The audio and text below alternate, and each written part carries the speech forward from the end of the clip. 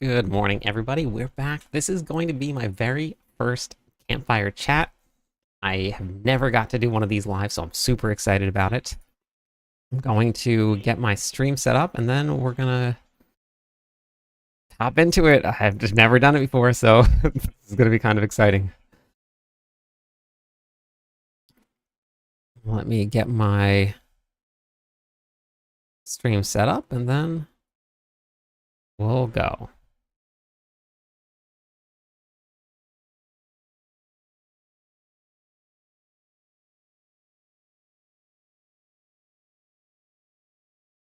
First, good morning. We're back. We're back.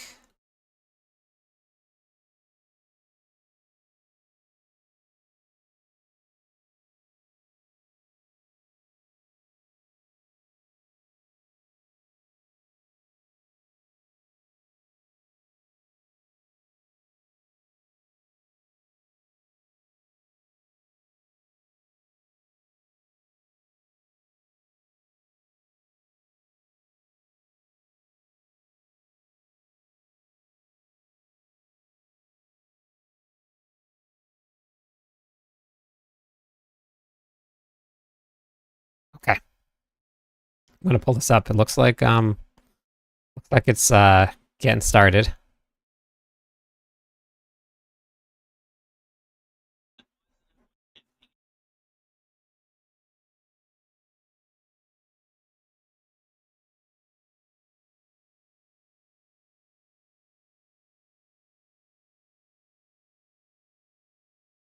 Typically, our monsters are bipedal or they're quadrupeds. How's it gonna move? We can't rely on walk cycles anymore. How's it gonna rotate? We can't rely on, the built-in rotation stuff without it looking weird as hell. It was clear that in order to make this like animate and look natural, we were gonna have to pretty much dive into uncharted territory. We wanted it to move in a very unique way. We wanted it to How is the soar sound? through the air and be super unpredictable and zippy. Yep. And just have like ridiculous animations as those tentacles are flying all over. How's the sound for the We had that narrative and for this here? drive to make it formless, and with our conventional rigging that we can do that. We were doing prototyping before the feature even kicked off. Like, we were already meeting with animation and tech art to say, hey, we have this thing, we think it's really cool, but we need help figuring this out. So we had a lot of early collaboration, which was really what set us up for success. When the animator came back with it, going from post to post rather than your normal animations, I was like, yes, that's it. That's what hatred should feel like. Is that better? When you first find the Priestess of Hatred, it's going to look like a lifeless Hey, what's human up, Chris? corpse. And you're like, doesn't look like a boss fight. I'm in a boss arena, what's going on? But as you approach, you see that the body gets pulled into a giant pool of hatred, and then out of that pool of hatred comes this giant mass of tentacles. And that is the boss. So after animation, it gets to come to me, and I get to do all of the really cool visual effects at the end, show what those tentacles are doing when they impact the ground, when they slap something, when they hit the player. We're Really brings waiting. We got the 2 entire minutes left on the campfire chat. It hasn't started yet, so vomit we're getting attack there. is really gross. They haven't because even it's like started this, it yet. 2 part minutes, of a little less. The torso of the humanoid that has been kind of hollowed out and now has teeth. So I've never tentacles come out done from a the live mask and stream grab for the campfire chat, humanoid and kind of so this is gonna pull be the exciting. body back so that the slit in the belly opens up and all of the hatred just pours out in a straight beam. It's pretty gross. The Hollows are just such a unique family. From the moment they spawn in on your screen, you can tell that they are different. Yeah. They have just such I'm off unique every Tuesday. behaviors and animations. So this is awesome that I get to actually be here Execute on a vision for the that's first really time. so different than what we typically do. The whole process made me feel very proud of our whole team. Everyone just got it. I don't They think it's understood not. what It wouldn't be a boss nerf. was, They would just be got fixing the all the vision, bugs with and it just the worked. Spiritborn if they do anything to it. So no, there's no nerfing it. It's just fixing it. So The eye on the screen has many functions. It keeps me in the right frame of it's mind. not working how it's supposed to at all. What we are doing So is dark. if they do end up doing It any should be bug fixes, horrifying. then it'll bring it back to I where it should feel be the at. fear while I'm doing it. is a reminder of that. The rest of the classes eye are also working serves as intended as, and working really, really well right now. A The other warning. classes are how the game is supposed to feel. Get moving. The Don't Spiritborn is dwell not too how it's long supposed to feel. and That- wander that's around, wrong. you know. Get this thing moving. Get the work done. Do you think so? For this, should I leave the chat up on screen, or should I remove the multi-chat from the screen? What do you guys think?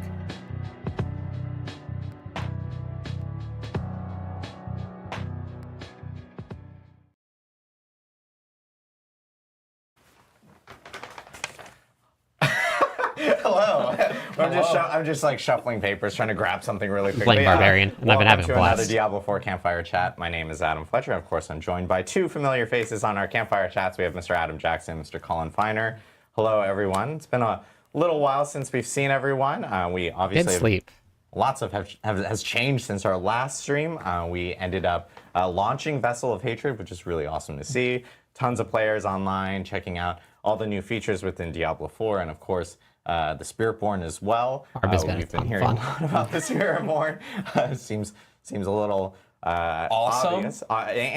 Yeah, awesome. Hey, what's up, and CW? very- Right? It's too weak. Yeah, that's what we've heard. That's Definitely make it apparently more awesome. what we most definitely heard. But no, it is a little strong, and we've heard that from a lot of people. We'll be talking about that a little bit today. But first, you. before we do jump Thanks, in, I do want to talk about some plans. I made my own upcoming build. plans that we have Looks for like- streams. Obviously, we're doing this stream. Yeah, right I had now a for the long mid-season night last update. night. The mid-season update is actually currently scheduled to release next week. We won't have patch notes immediately after this stream. As you know, we're doing this stream on a Tuesday, which is a little bit of a different day for us. We typically Different end day up for me, doing too. these streams later in the week when we do release those patch notes. But you will have Hey, patch Van. notes later this week. We just need to get them through localization Aaron. and make sure everyone sees them, and we get through. We get all the final changes in them before we actually do release them. But you will have the Mobalytics. final patch notes for mid-season update later this week. And then, again, mid-season update next week. We will be back next week for another stream. Yeah. So back-to-back weeks for streams. Lots of streams coming up. So I this think one's going this- to be I think that a this pretty means- quick one to go over mid-season update. And then next week, we're actually going to talk about the Season 7 PTR. I should actually call it Patch 2.1 PTR is specifically the name of it. We're going to be talking about all the changes that are coming with patch 2.1. That stream is also going to be a little earlier than when PTR is planning on actually starting. That's only because for those here in the US that are aware of it, the Thanksgiving holiday is coming up towards the end of November, Okay. and we won't have problem. people in the office. So we want to make sure that we can do the stream a little early and talk to everyone about the patch 2.1 PTR. Oh, thank you for hitting the follow before button. the end of the month. So it looks like PTR itself will PTR will be is planning on after starting, Thanksgiving, after is the what it looks holidays. like. It's, or Okay. after that Thanksgiving holiday in Okay. the U.S. And then for So December. the notes regarding PTR, we'll have that before the holidays, so everyone get to Middle of at December. least in the U.S. They can eat turkey, read patch notes, and then elsewhere Perfect thing to be they can doing. just read patch notes. And so All right. we have a lot of stuff coming up. PTR coming and up a soon. lot to talk about, but before we do get towards some of the other items, I know Colin, you want to talk a little bit about where we're at with D4 at the moment? Yeah, absolutely. So I'll try and keep it short and sweet. For the mid-season, we actually think, I just wanted to talk a little bit about how we think about the game currently. You know, we've changed a lot over the past year. We've changed itemization. We've changed all of the progression.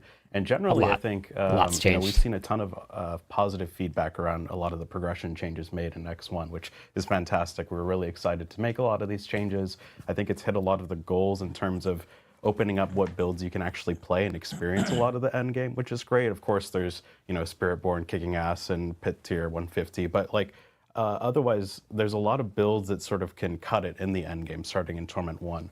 And I think that's been super sort of successful for us. Thank you. And I also think like a lot of the sort of itemization changes we made in terms of ancestral items. Aaron, we thank think you. that like they're a little bit on the low side. We'll talk a little bit more next week in the PTR in terms of buffing those. But we think like it's actually pretty cool that there's those chase items that people are looking for. Me too. And I do think too. just generally, we're pretty happy with how a lot of the things landed. And right now, we're sort of taking a step back and seeing, okay, now that we've made a lot of these changes, what are the more iterative steps we're going to take in the next year in terms of like tightening up a lot of things?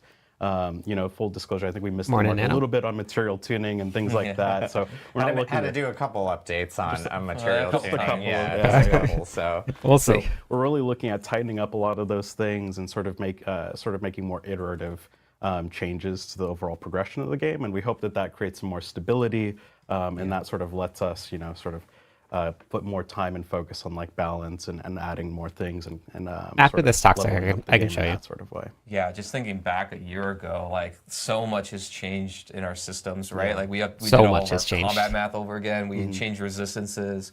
We changed how loot drops and the whole upgrade system there in season 4. Unique's got a big overhaul. Like there's been so much change in things. I'm looking forward to having a chance for things to kind of settle down and we can fine tune and refine the existing systems that we have now that we have so many ways of progressing your character, making yourself stronger.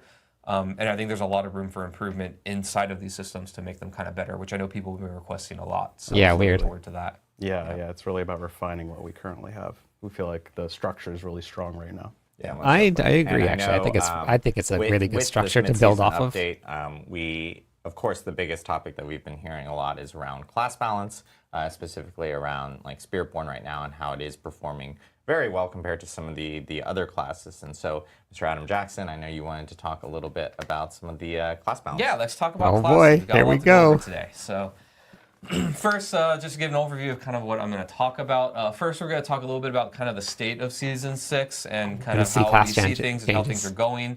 And then we're going to give you a preview of some of the changes that we're going to be doing for all of the classes. Normal disclaimer here, we're not going to be covering everything that we're going to do here in the patch. There could be a lot more notes than what I'm showing today, but just to kind of give you an idea of what's coming for each class and kind of what you can look forward to. So yeah, the current state of Season 6. So, a whole lot of people are enjoying the SPIRITBORN. I think this class has been really successful. We've been hearing that it's a lot of fun. People are really liking kind of the way that you build, the way that you play, and just the class in general, which is really gratifying for the team. Yes. Just for some stats here, 62% of all players have played the SPIRITBORN. So, when you think there's 6 classes in the game now and 62% of people are playing it, that's kind of a lot of love for the class, which is pretty exciting to see. And to give you a basis of comparison here, the Sorceress in Season 5 was the most played class, and she was at 32%. So, to give you an idea, and that was, Lightning Spear meta, and, this class was really, really good. A lot of people had fun. And so you can kind of compare there of just how many people kind of logged into the expansion and enjoyed that. So that's pretty exciting. Yeah, just a few. I think everybody should have played SPIRITBORN just to try it out at least. So kind of the state of the game. The SPIRITBORN is performing quite a bit better than other classes, which we want to dig deep, do a little bit of a deep dive into how and why and how we think about it. Largely, a big culprit of this is actually due to unintended interactions that the class has with how some things scale and other issues. Yeah. But then there's also another component that there are some balance issues with the class itself. And so it's pretty easy to conflate these two and be like, well, how much of the power is due to bugs or unintended interactions and how much of it is just some things have high numbers. We do think it's a bit of both, but the unintended interactions, I think, are the lion's share of what's going on here. Million times better. But on the bright side, the other classes are actually performing fairly well when compared to one another. 100% agree with that. Barbarian compared to Necromancer, or Druid compared to Sorceress, they're actually pretty close. They are pretty close. When we see pit tier clears, Rogue and Druid maybe a how little they're buffs, doing, which is a really good sign for us. But other classes are at a really good state right now. So when we're thinking of kind of what we're going to do going forward and how we balance the game, there's kind of two really statements that we need to think about when it comes to balance. The first one that's really important is we want players to feel strong and powerful and to kind of feel like they can break the game and find these crazy builds and do awesome things with. And then on the other side of the coin, we also want kind of, class balance and parity when it comes to their power level with one another, right? We don't want a situation that exists for a really long time where, the only answer is to play Barbarian, for example, compared to everything else, and that's all that you kind of be pushed into playing. So these two things are kind of at odds with one another, and we've kind of gone back and forth on our strategies here. If you remember back when we launched Diablo 4, we really actually prioritized class parity and harmony over, everything else, over the power fantasy of the game. And what this resulted in was every time that someone found a build that was really strong and crazy, we just kind of would fix the bugs or nerf the build, and we ended up kind of playing whack-a-mole every time that players found something cool.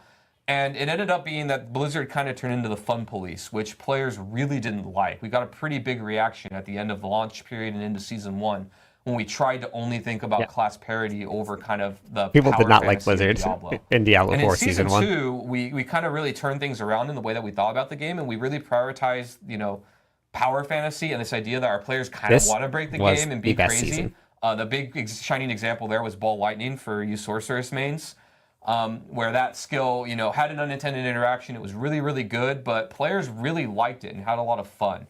And so if you remember a long time ago, we came on live stream and we talked about this, and we kind of said that we were going to allow players to kind of break the game in this way until the next season, right? There are some exceptions that we'll make where we'll fix things in the mid-season if it's impacting like the performance of the game or the experience of other players, like if your build is causing a bunch of lag or something, then we'll fix it right away. I think in Season 6, I think it's a good approach, though, honestly. I think it's a really good approach. But overall, players really like this strategy a whole lot more, right? They got to enjoy this kind of, the point of playing ARPGs and Diablo in particular, of really making a powerful character and being able to smash faces with it, right? Yeah, and the sort of philosophy here is sort of goes even beyond classes, right? If you remember in Season 1, we were just nerfing every dungeon that was too performant, and like any time like there was content that was like a little bit out of budget, we'd nerf it. So it's really about sort of establishing a trust with you, the player, during that season, and not trying to sort of force you to exploit the fun early and often. And it's really about sort of making sure that when you play a season, you know that that season is going to work the same throughout the season, and we're not going to change things midway on you. Yeah, I think another factor to think about too is that now that we've added a lot of progression with like tempering and masterworking, that there's a lot of time investment that goes into making a build, even if you know something that might be unintended, but it's really, really good and crazy, and you spend it's good that they're thinking about this hours, though, whatever, making it, and then if we kind of pull the rug out from under you, it's worrisome to do that to players. That's an important part right there. It's all about respecting your time, right? Yeah. That's really good. In that vein, we are not planning to nerf the Spiritborn in the mid-season patch, which I think is the thing that's on everybody's mind. Like, is Blizzard going to do it? And we've decided that we think it's best for the game to not do it in the mid-season. Season 7. So in Season 7, and we'll be talking about this a little more in the live stream next week, we are going to be fixing all of the unintended interactions that we found with Spiritborn. We'll also be making balance adjustments to bring them in line with the other classes. So That's you can expect fine, a lot honestly. of change there. But until then, enjoy what you've got now while it's there. I think it's worth digging into the unintended interactions part too, right? Because it's not necessarily like you picked one legendary Paragon node and now your build is ridiculous, right? No, it's like you're sort of, for lack of a better word, abusing some of the mechanics, right? If we know, Viscous Shield is scaling off of max HP, players have poured tons of time and effort trying to max Masterwork, their max life, no bad news yet. All the perfect tempers and item affixes. We don't want to take that away from you, right? That's not something. This was a good idea, honestly. Destroy all waiting the till Season 7, put into your then change everything. So I think that's fair. Fix the unintended interaction, right? Yeah. But just reiterating, it is those unintended interactions are things that we will look at when we get to Season 7 and we start off with Season 7. So I think that they wanted to do obviously these with mid-season update, enjoy it through Season 6, but come Season 7, you'll see a preview of the because they want to make sure people know that it's not working as intended. You'll see some of the changes that we plan on doing. Yeah, there's a lot coming there, but this isn't about that. This isn't about that today, but just there's a lot coming there for aware. everybody that'll be really exciting. But yeah, so, but the caveat to all of this is if something does come up that impacts other players in regards to the game's performance, or you're causing lag for the server or whatever, we will be fixing those types of interactions as soon as possible. Like the evade build is our example, right? We will fix those right away because we want to make sure that the game is, performant for everybody. So in the mid-season, though, we are going to be buffing all of the other classes in the mid-season patch, but I want to caveat this a little bit with it's not going to be to the level of Spiritborn right now because a lot of that power is due to bugs and unintended things. So we're really going to be buffing the classes to have more parity and harmony with each other, but then also to kind of where we plan to bring the Spiritborn to after, the bugs and stuff has been fixed. So you will be seeing number buffs, but I wouldn't expect to be at the same level as what Spiritborn is doing right now in the mid-season. just to be clear, because of that, the bugs are actually a big part of the power level. Yeah, and we don't want to create an arms race, right? Where it's like, okay, everyone gets to be pit tier 150, then the next natural ask is like, okay, I guess we're adding torment 5, 6, 7, 8, right? So we don't want to sort of get to a place where, you know, you're cheering through 12 different torment tiers. So we're really being cautious about the arms race here. We actually think the rest of the classes are in a really good spot. Yeah, and I think you can count on that going forward too, not even just right now, but this is kind of the way that we think of things in general. It's like if all the classes are kind of in this realm kind of close to each other, and then one has something unintended that brings like way up here, everybody is always like, well, let's just bring everybody else to this. Yeah. But if we do that every time, like you start with this difference, and This then is you're what I've here, been and saying. then you do this, and then you do this, and you're exponentially going to increase saying the this power level all of the season game long. just insanely high really fast, right? And that's not our goal, right? So That if there's is something that stands really out, good we'll to let see. people do it for a while, but then we're going to bring it back the next season. Yes, please. And that's kind of the way that I think you can mostly is really, count on really us good. doing balance and how the choices that we make and why. Definitely. And the same goes if there's like a underperforming class. It's like 20 pit tiers behind everyone else, right? We have no problems with like bringing that up to where the rest of the classes are. Correct. Yeah, the real goal is to get everything in a pretty good realm of having harmony with one another. And, you know, when something's out of balance, it's okay for a season, but then we're going to try to bring it back, right? That's kind of always our goal. So yeah, let's get into the class updates for all the classes. We're just going through one by one and kind of giving you a preview of what to see. Again, this is only a preview. There's more than what we're going to show on screen. Yeah, way more. Yeah. Right? This is just like a couple examples within the stream itself. And of course, again, just a reminder, patch notes later this week once we get everything kind of sorted. We're abnormal time for a stream on a Tuesday. Normally we do it on Thursday and usually a patch notes then. So I'm having a ton of fun with Barbarian. Yeah, it's been so much fun playing it. So starting off with Barbarian, we got some baseline core skill buffs for pretty much all of them, right? You can see here Upheaval, Hammer of the Ancient Double buff. Swing, and Rend. Basically, you know, we always hear it that they have a little bit of trouble leveling. Already hitting for billions really with Hammer of the Ancients. We're going to do more. So we're just going to be squeezing up those numbers a little bit more. Beautiful. So you'll have a better time leveling. You'll also be a little bit stronger overall. Love this. But all the builds will get a little bit better. And then also we have some buffs to underperforming legendaries and uniques. Here's an example with an aspect, Battle Mad. You can see here in the before, kind of what's on live right now, is it's basically just a way to give you berserking, rewarding you for weapon swapping. And now we're adding a hefty multiplier to it. So now this is going to be a real offensive aspect that's going to give you, you know, a bunch of power. You're going to get up to a 40% damage buff when you're doing the weapon swapping mechanic. So we've kind of It is huge for my weapon swap build. Or, you know, these underused legendaries or uniques, and then adding a reason. To Oh my god. Next, we've got Druid. So all of the Druid's key passives are getting buffed. I'm giving a couple of examples here, but I'm pretty sure all of them. That's exciting. So Lupine Ferocity, you've got the crit damage going from 70 to 100% bonus, and then the bonus damage to injured enemies going from 140 to 200%, which is pretty meaty. And then the one with Nature passive. Can't wait to talk about this after the stream. That bonus damage is going from 60 to 80%, which is a pretty big amount. And then also legendary unique buffs in the same way of the Barbarian. So here, this is an offensive aspect. Oh, that's a cool change. More utility, but the Storm Chasers aspect, where it makes your tornadoes smart, where they seek enemies. We're just adding a pretty good multiplier to that. So tornado builds Rejoice. You're gonna get up to 50% more damage now. Yeah, that's from good. Taking this aspect that you were probably taking anyways. So just making you happy. I'm not sure when it's going into effect yet. Next one, the Basilisk. Let us know when it's going to happen. Earth Druid dealing with Petrify. We're still learning everything. Before, it was that first time that you hit an enemy, you'll petrify them, and then every time you petrify them, it deals a bunch of damage. We're just making that a lot more usable, so that way you can feel more comfortable taking it. So now it's going to be when you hit a healthy enemy, you'll petrify them. And also, this will work against bosses. So every 5 seconds that you hit a boss, you'll attempt to petrify, then you'll get that bonus damage proc. So basically, this unique now will be giving you a damage proc every 5 seconds against bosses, which will be a lot better than now, where it doesn't really do much to bosses at all. That's cool. Next, we got the Necromancer. So they're getting buffs for all of their basic skills. I'm showing Decompose here as an example. The damage is almost being doubled. Now remember, your this is just the basis of what's happening. There's going to be a lot more than just this. With attack speed bonuses. So now if you build attack speed or you have it, Decompose is going to be generating essence for you quicker, which it didn't used to before. They're also getting some buffs and kind of some simple functionality changes to some passives. So an example here with the Evulsion passive is before you would get increased crit damage to vulnerable enemies.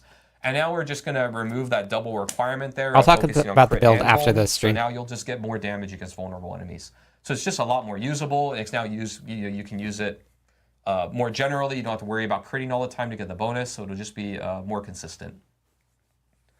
And then we've got some unique buffs here. These are just number buffs, some examples. We've got Mordecrux, so your chance to spawn the Skeletal Simulacrum is going up. Oh, that's a and big Howl buff for from below. Howl from You're below. just getting more corpse explosion damage out of it, so just tuning up these numbers to make them competitive. Next, we've got the Rogue. So similar to the Barbarian, the Rogue is also getting buffs to the core skills. Okay. Penetrate shot damage is going up. Flurry damage is going up as some examples. Also, their key passives are getting a bit better too. Victimize, the damage scaling is going up for your vulnerable damage bonus. Yep. And precision is going up by a pretty hefty amount, from 15% to 20% of your crit damage bonus. So they'll just be a lot more potent. It's going to be big. And next we've got the Sorceress, kind of keeping on the theme of buffing key passives. So this one we're actually doing a bit of a functionality change. So Combustion before used to be that, you get a big multiplier to your burning damage, 60%. And then after that, we kind of wanted to reward you for putting different burning sources on enemies, and you would get a little bit of a bonus per source. Now we're doing away with that second part, so you're still getting the burning damage buff just across the board. But now we're actually going to tie it to itemization, so now you'll just be getting an additional multiplier based on your damage to burning enemies. That's a pretty big buff, too. So now you're going to be looking for that, Yep. in your Buffs gear, all in your around. Paragon, and other places, so you can now just really buff up the burning damage, and you don't have to worry about putting a bunch of sources on enemies. That's cool.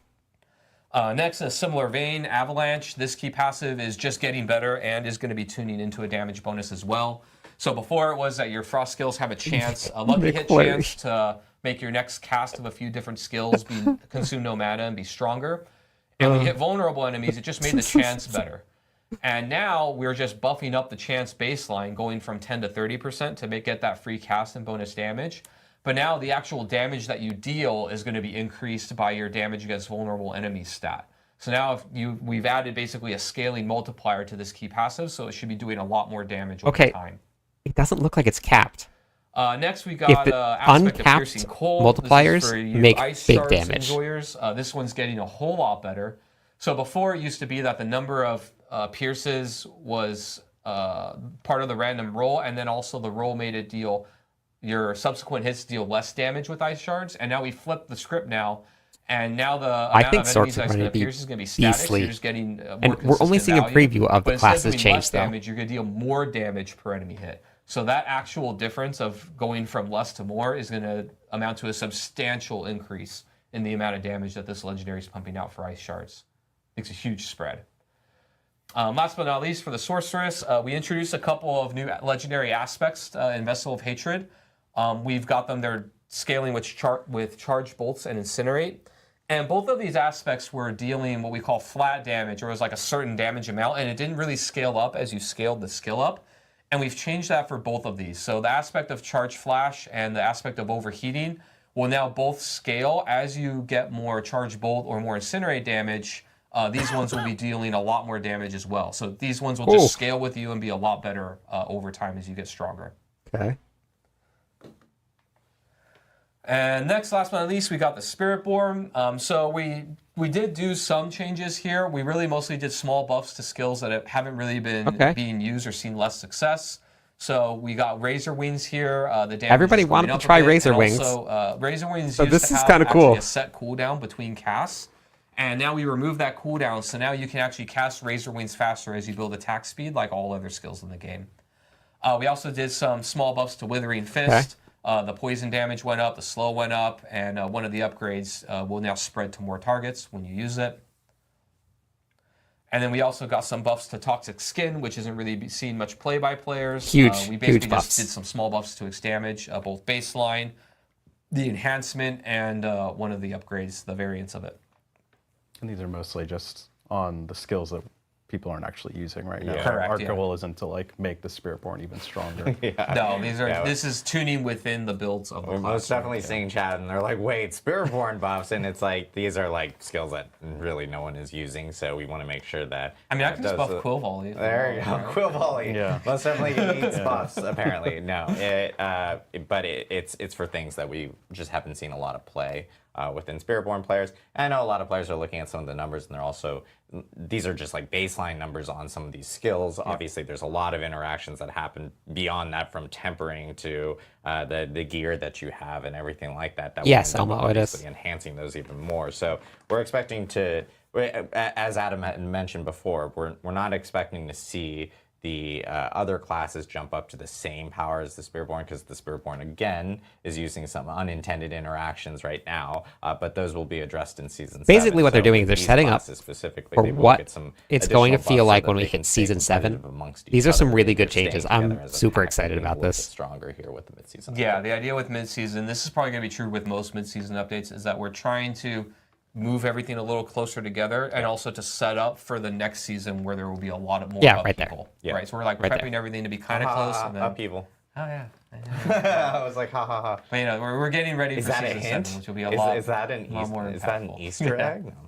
No. Cool, awesome. Well, I know we have again, Adam had mentioned that this is just a very small. It's a lot more than just that. There's a lot more than just what we showed Yeah, here. that's what I'm That excited would be about. The shortest There's a patch lot notes more. ever. But we do actually have a patch notes coming out later this week that will have all the different class changes and everything. Okay, so we'll have notes coming out with later. the mid-season update. We We'll do have some a few videos other on it. things that are actually also hitting related to rune words, and a thing that a lot of people have been talking about. Which is shrines specifically. Yes. So we can shrines. What's wrong with shrines? What's wrong with shrines? What is What's wrong with the shrines? conduit shrine that I don't purposely ignore? Yeah. You mean the real cursed shrine? There you go. All right, jumping into rune words first. We are doing some tuning changes to rune words. I will tease a little bit that we do have some more impactful changes coming in Season 7, so tune in next week for them. But in the meantime, we did get do them some next rune week word too. buffs to ones that aren't being used as much, mostly by lowering offering costs. Some examples here, we got the Moni rune word. The offering that you get is increased from 25 to 35. The Ahu rune word, the offering is being increased a lot from 10 to 25 when hitting injured enemies. Okay. And then I'm just going to butcher it. I don't know how to say it, but the Se. rune Se. word. The wolf spirits are now always going to be unhindered. So, we often run into issues where companions and things like that have trouble getting to enemies, but since, they're spirits, so why would other things get in the way? So now they'll always be moving through enemies and getting to their targets a lot quicker. That's cool. And then shrines, Oh boy, here we heard go. some feedback that they don't really scale too well. So the artillery, blast wave, and conduit shrines will now deal more damage, and they're going to scale with you based on your level and your paragon level. So Okay. as you level up, as you get stronger, the shrines will be getting more potent with you. We're going to kind of test finally. it, let us know how it goes, see if you actually enjoy getting them and want to get them now. We do see some room maybe to do some more things to buff them further if needed, but we're going to be trying this as a first step to see how it goes.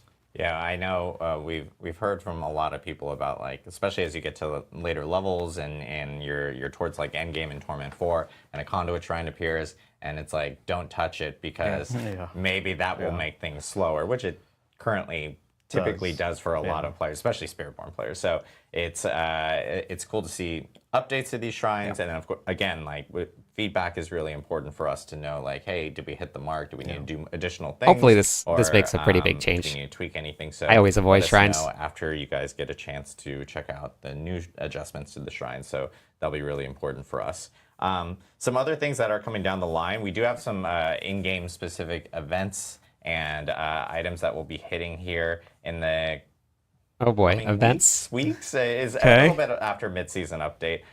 We do actually Events have worry me. We're They bringing haven't back the been regular horror, the favorite which for is everybody. part of the Midwinter Blight event that we had last Okay. year, and we'll actually have a blog that details all the benefits and rewards out of this. It's like XP benefits, of course, that do come with this specifically, which is really great to have on top of. So this is what they're doing right here? Event that's coming, which is Mother's Blessing, and Mother's Blessing will also be. We'll have that in the blog. That blog is going to be hitting on Thursday, I believe. Red Cloak Horror returns keep an and eye Mother's out. Blessing. For Eternal players, we also have a cool little thing, like kind of like a welcome back booster type of event for them, or maybe it's not an event. I don't know how to coin it, but like, Colin, what does that entail? Yeah, so we wanted to put together just something to get you back into the action. I know part of X1 ended up sort of marking a bunch of items as legacy. So we just wanted to give everyone a one-time booster to come back. We're going to level you to 50. We'll give you a build that we've made. We've made 3 different ones per class. You'll be able to use it. I'm sure everyone watching probably doesn't care, but we have, you will care about this if you haven't done this, is we're going to unlock all the altars of Lilith as part of that boost. So if you log in and just use it. That's kind of cool. You got all your altars. That is cool, actually. Easy, nice. Yeah, So- and if you're a Lots of base it. game Lots of Diablo 4 updates. owner, you'll end up getting, I believe, 1 of those boosts, and then if you're a Vessel of Hatred, you'll end up getting 2 of those boosts on Wait, each hey, of wait, your what's- characters, which is kind of cool. So it's if you want to jump back in or anything, and you know, especially after the changes with. There goes my earpiece.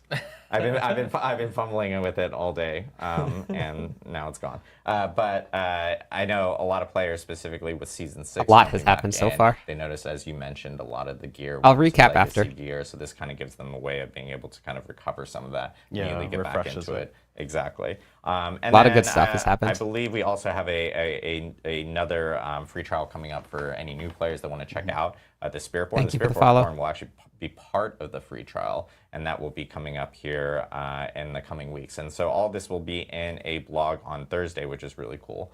And then, of course, as we mentioned at the start of the show, we have another stream next week. We'll actually have a date for the stream later this week for players. Okay, so so that we you have guys another can keep stream an next eye, week. They'll let us know out when for it that. is But later this that week. is our patch 2.1 PTR stream, and that one will be pretty beefy.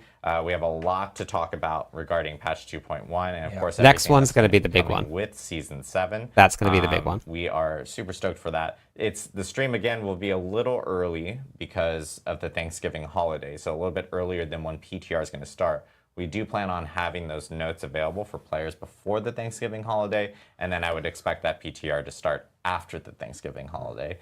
So early when December everyone's PTR. back in post-holiday and is able to monitor and see how everything is going with PTR and taking the feedback. So we'll have a stream next week. You'll see, of course, some of us back on stream next week for that. And I believe we'll be joined by Mr. Dan Tangway again, who will be in Albany and chiming in on all the stuff that's coming with Season 7 and Patch 2.1. So That'll be lots fun. of big changes coming specifically with that.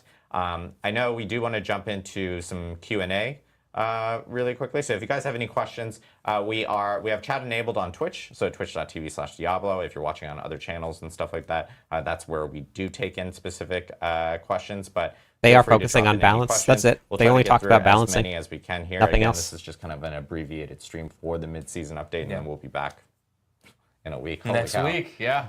No nerfs, all buffs, I and get all it. balance. We took It a was little actually bit of a pretty break cool. from streaming, so it kind of makes sense. So that we'll be back pretty quickly. But I know our first question that we have is related to ancestral items. We get a lot of Diablo questions 4. about ancestral items. I've seen a lot of questions. Oh, this earpiece is driving me nuts.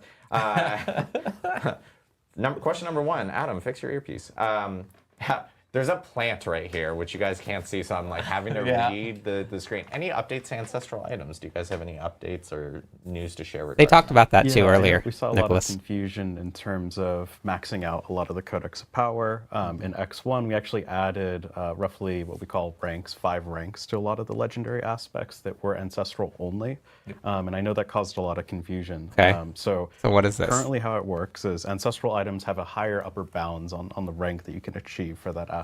And we have seen quite a bit of people struggling to max out their aspects. Generally, that was the goal, is that we do want to grind, right? Like we think it's fair. good that you can sort I of think that's get a an good thing. aspect right away, but we like that once you have that play style assembled, we still want things that you need to work on. That being said, we think it's a little bit too aggressive right now, so we are going to be making some changes, which we will detail next week in terms of how it actually works. But just know that currently ancestral items are the sort of where you find the max rank of a lot of those aspects, but you can still find them on anything else that isn't ancestral, the lower version. Yep. I know, and we'll be talking more about ancestral items next week, specifically. Yeah, the drop rates. A lot of stuff regarding that.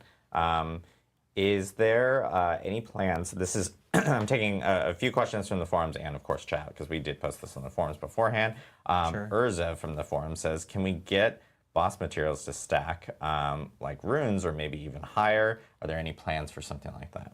Yeah, we are looking into it. There's things on the our that would be a side great in terms change. of like storage and duping that we're a little bit worried about, but we're There's your looking at duping, making a right there. change sometime in the longer future. Question from a couple people like Archangel 890. They haven't nerfed drop rates at all. I'm not gonna drag. They're talking about increasing everything. Dragonage says any chances Making that it you easier guys will, to find max potentially items. change like XP gain, maybe the growth to Paragon 300. Is there any plans on maybe making adjustments or tuning specifically on that end? Currently, not at the moment. I think it's something we're monitoring, though, in terms of the feedback. We do like that you can get just about everything within the first 200 Paragon levels, and everything from there that's how I has a build pretty boards steep diminishing return in planners. in terms of power. So what we don't want to say to you all is like you need to grind 200 hours to unlock your build and do all the things that are sort of playstyle defining, which we define as like the sort of glyphs and the legendary nodes.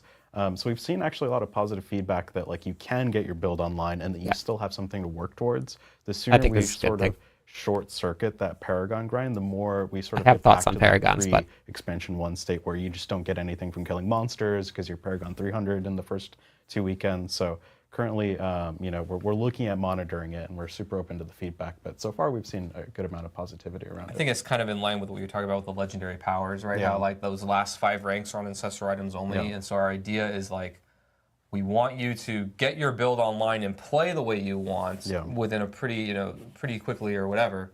But then you have something to work towards, like incrementally to become stronger and stronger, and that we're okay with taking a long time. Totally. As long as it's not like cutting you off from the build at all. Right? Yeah, it's about getting you into the fun and like making sure that your build is blasting, but you have things to sort of use that build to blast it's a you Diablo more game. It correctly. should be grindy. Makes sense. Yeah, But and I all think the Diablo there's, games are the grindy, other so they thing need that something people that takes a are long probably time, forgetting about and that is you the might not even events finish. coming up and stuff, which also That's true. benefit Which will be some of the boosting I think it's a- XP it's a- and it's a everything good like that, change which this will be season. a good opportunity for players to like be able to, you know, if they really want, because there, as we've seen, there is a reward for getting to Paragon 300 and stuff. So if it allows players that opportunity to kind of use those events to be able to boost that, and we have obviously Red Cloak Horror stuff coming up here, and of course we have Mother's Blessing. So there's opportunities to help with some of that XP based off of those events specifically. So there is a question regarding materials again. You know, can we expect any additional buffs for drop rates on Rawhide, Iron, Forgotten Souls, anything like that? Yeah, so actually it is in the mid-season, but we did buff Legion events. I know that was a personal favorite of a lot of folks for the mid-season. I don't think so, for Karate. Season 7, we're taking a look at just sort of buffing the various sources and also really drilling down on like what are the bottlenecks players are having and iterating towards that. There's no Here's your major changes coming in Season 7. Like we're not going to quadruple the amount of materials across the game. But it is something, again, in the spirit of like tightening the things that we have. We are actively looking at a lot of the material inflows and outflows, and we want to give you the tools to sort of get the materials that you're looking for. We're sort of what we're trying to do is ensure that there are things that you still care about, right? And you still want to grind. It's still in that spirit of like, it's walking that fine line of there are things to work towards without it feeling super tedious. So that's what we're trying to tighten and work towards. Yeah, first iteration of the game. There so is a question regarding they're going to make some changes to make it feel a lot better. Says, do you have any plans on start bringing in new mid-season mechanics? I think for that more so, I would expect like larger mechanics, content changes, and stuff like that to happen around new seasons. As opposed to a mid-season update. I think we look at taking mid-season updates, making tweaks to you know, balance items or anything that we're hearing feedback from, so that we can spend most of our concentration and focus on really putting in some of these newer type of content pieces around new seasons specifically. Yeah, I'm so excited. That going forward is mid-season is a time to just like tweak and iterate and use rework existing things, but we're really putting all of our bucks on like bigger upheavals, larger changes, lots of new stuff into the beginning of the season. So next week will be pretty exciting. We got a lot of new stuff coming in, but that's where we're kind of targeting that to make that kind of a big moment. All about new stuff to come back and play. There is a question from Casual Dragon regarding Undercity drops and asking, is there any plans to potentially fix those, make those better? specifically on that end? Yeah, so this sort of leads into, there are some ancestral drop rate changes that we want to talk about next week, but in general, what that'll mean is all the loot across the game will generally get better. So it is something that we're working on. I'm about to take this earpiece and throw it across the room because it just keeps popping out and it's driving me insane. That's a question from Pez Radar. Any questions? It's just going to get better from here. I promise everybody. It's going to get better from here. Namdar says Diablo. Any stability fixes coming? Been seeing a whole lot more crashes since the last couple patches. I will say that we've been monitoring. We can actually see whenever a play. Gosh, series. We can actually see whenever a player actually crashes. We know it. We get logs from it on our end. I know that the engineering team here has been doing a ton of work on working to get the game more stable. You've probably seen a bunch of different small client patches go out. We actually just re-enabled like DLSS in a client patch that went out yesterday.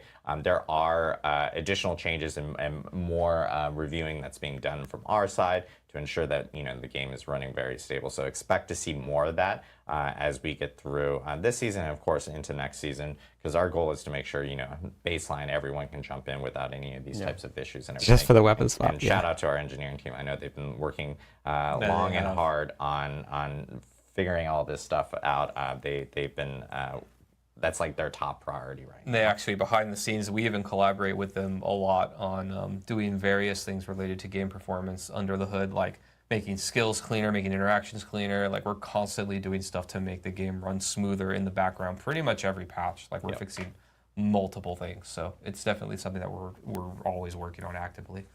Why so blue panda bear? Any chance on tempering skulls can be used more than once? Investing time to finally get a rare drop and it bricks kind of doesn't feel too great. Any thoughts on tempering scrolls, how that's been going? Yeah, I think it's definitely something we hear a lot of feedback on, and it's something that we're sort of taking an incremental approach, right? Like with the X1 or the expansion 1 changes, we made it so that a lot of the recipes are 3. We also added leave tempering alone. Tempering or restoration. Leave it alone. It's perfectly fine. To see how that sort of changes things. So we're just really taking a measured Don't change approach. tempering or masterworking. It's fine. There's a lot of feedback that we need to be able to grind isn't hitting that something. mark. We're absolutely open to changing things, like potentially letting it Nope. be used more than once. Leave it alone. We're just sort of monitoring at this point. We are getting questions about the armory. Stay tuned. TM soon. TM. We'll have information on that. As you guys know, that has been in development. It's something that we've already almost, but you didn't. We'll be talking more about it here soon. TM.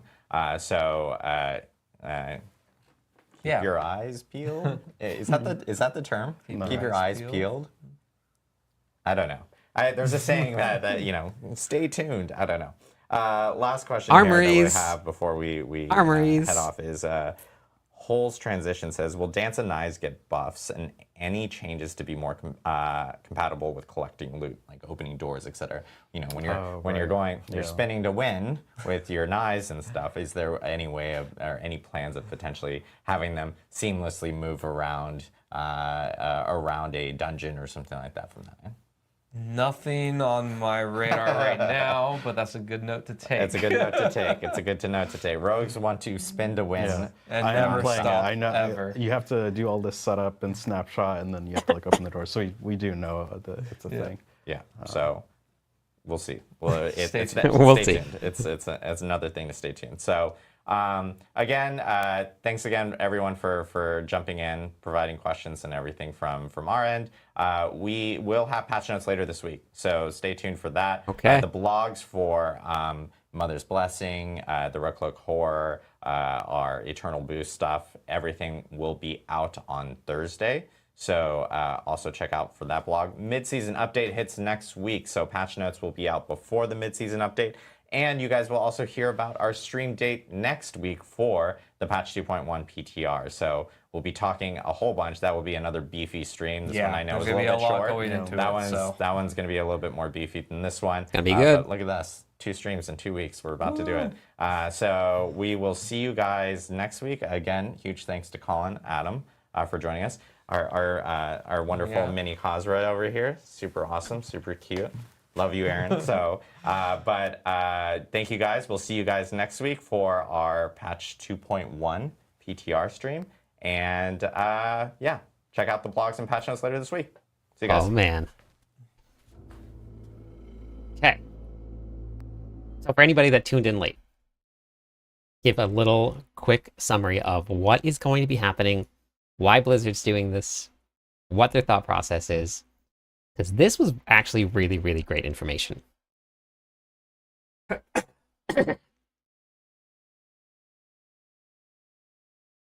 The team acknowledged that they do not want to be taking the fun away from everybody constantly. At one point, they even said it themselves. They said, we were known as the fun police at one point, and we want to not do that. And that is why in Season 2, they started only fixing the bugs that were impacting players' gameplay. So let's say, for the example this season, this SPIRITBORN, with the evade build.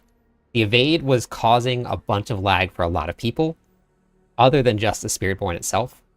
So they changed the animation. The evade build is still really strong, so all they did was just fix something that was impacting everybody else. So their goal is, what they want to do is just change builds that are affecting other people's gameplay. So what they're not going to be doing is they're not going to be changing any of the bugs that are happening with the SPIRITBORN. The SPIRITBORN will be the same all the way until Season 7. That is the great thing about playing a seasonal game, is that we get all of our changes in the next season. Even if for this season it's something that you don't like, or it's something that you want to keep playing, you have the whole season to play it. They're going to leave it alone. Something that they are doing is they're setting up for Season 7 with all of the other classes. So they are going to be buffing every single class. We only got to see a very small preview, and if you were watching the stream and you saw my reaction when they posted the Barbarian stuff, it plays into exactly the build that I am playing right now, and I am so excited about it, but we only saw a small piece. So that means they're going to have more changes, more buffs coming. All of the other classes are going to be up to a point where they feel the SPIRITBORN is going to come down to in Season 7. They want a class balance. That's what they're focusing on right now. They're not focusing on nerfing anything. They're not focusing on ruining all of the other classes because they're fun. They're focusing on making sure that they all feel exactly the same. They want to keep the pit clearing pretty close, probably within 10, 15 levels. And it's going to be completely different. So in Season 7, we're going to expect to see possibly an armory. We're going to find that out when we get our PTR notes, which is going to be next week's stream. They haven't released when the notes are going to come out. They haven't released when the patch is going to hit yet. We're going to get all that stuff later on. So it's already in the works. So Barbarian's getting some really, really great stuff. And then some of the other classes, though, honestly, I think that the Sork might take #1, just with the little preview that we saw. But that's not the whole thing. But with a little preview that we saw, Sork's got some pretty big love.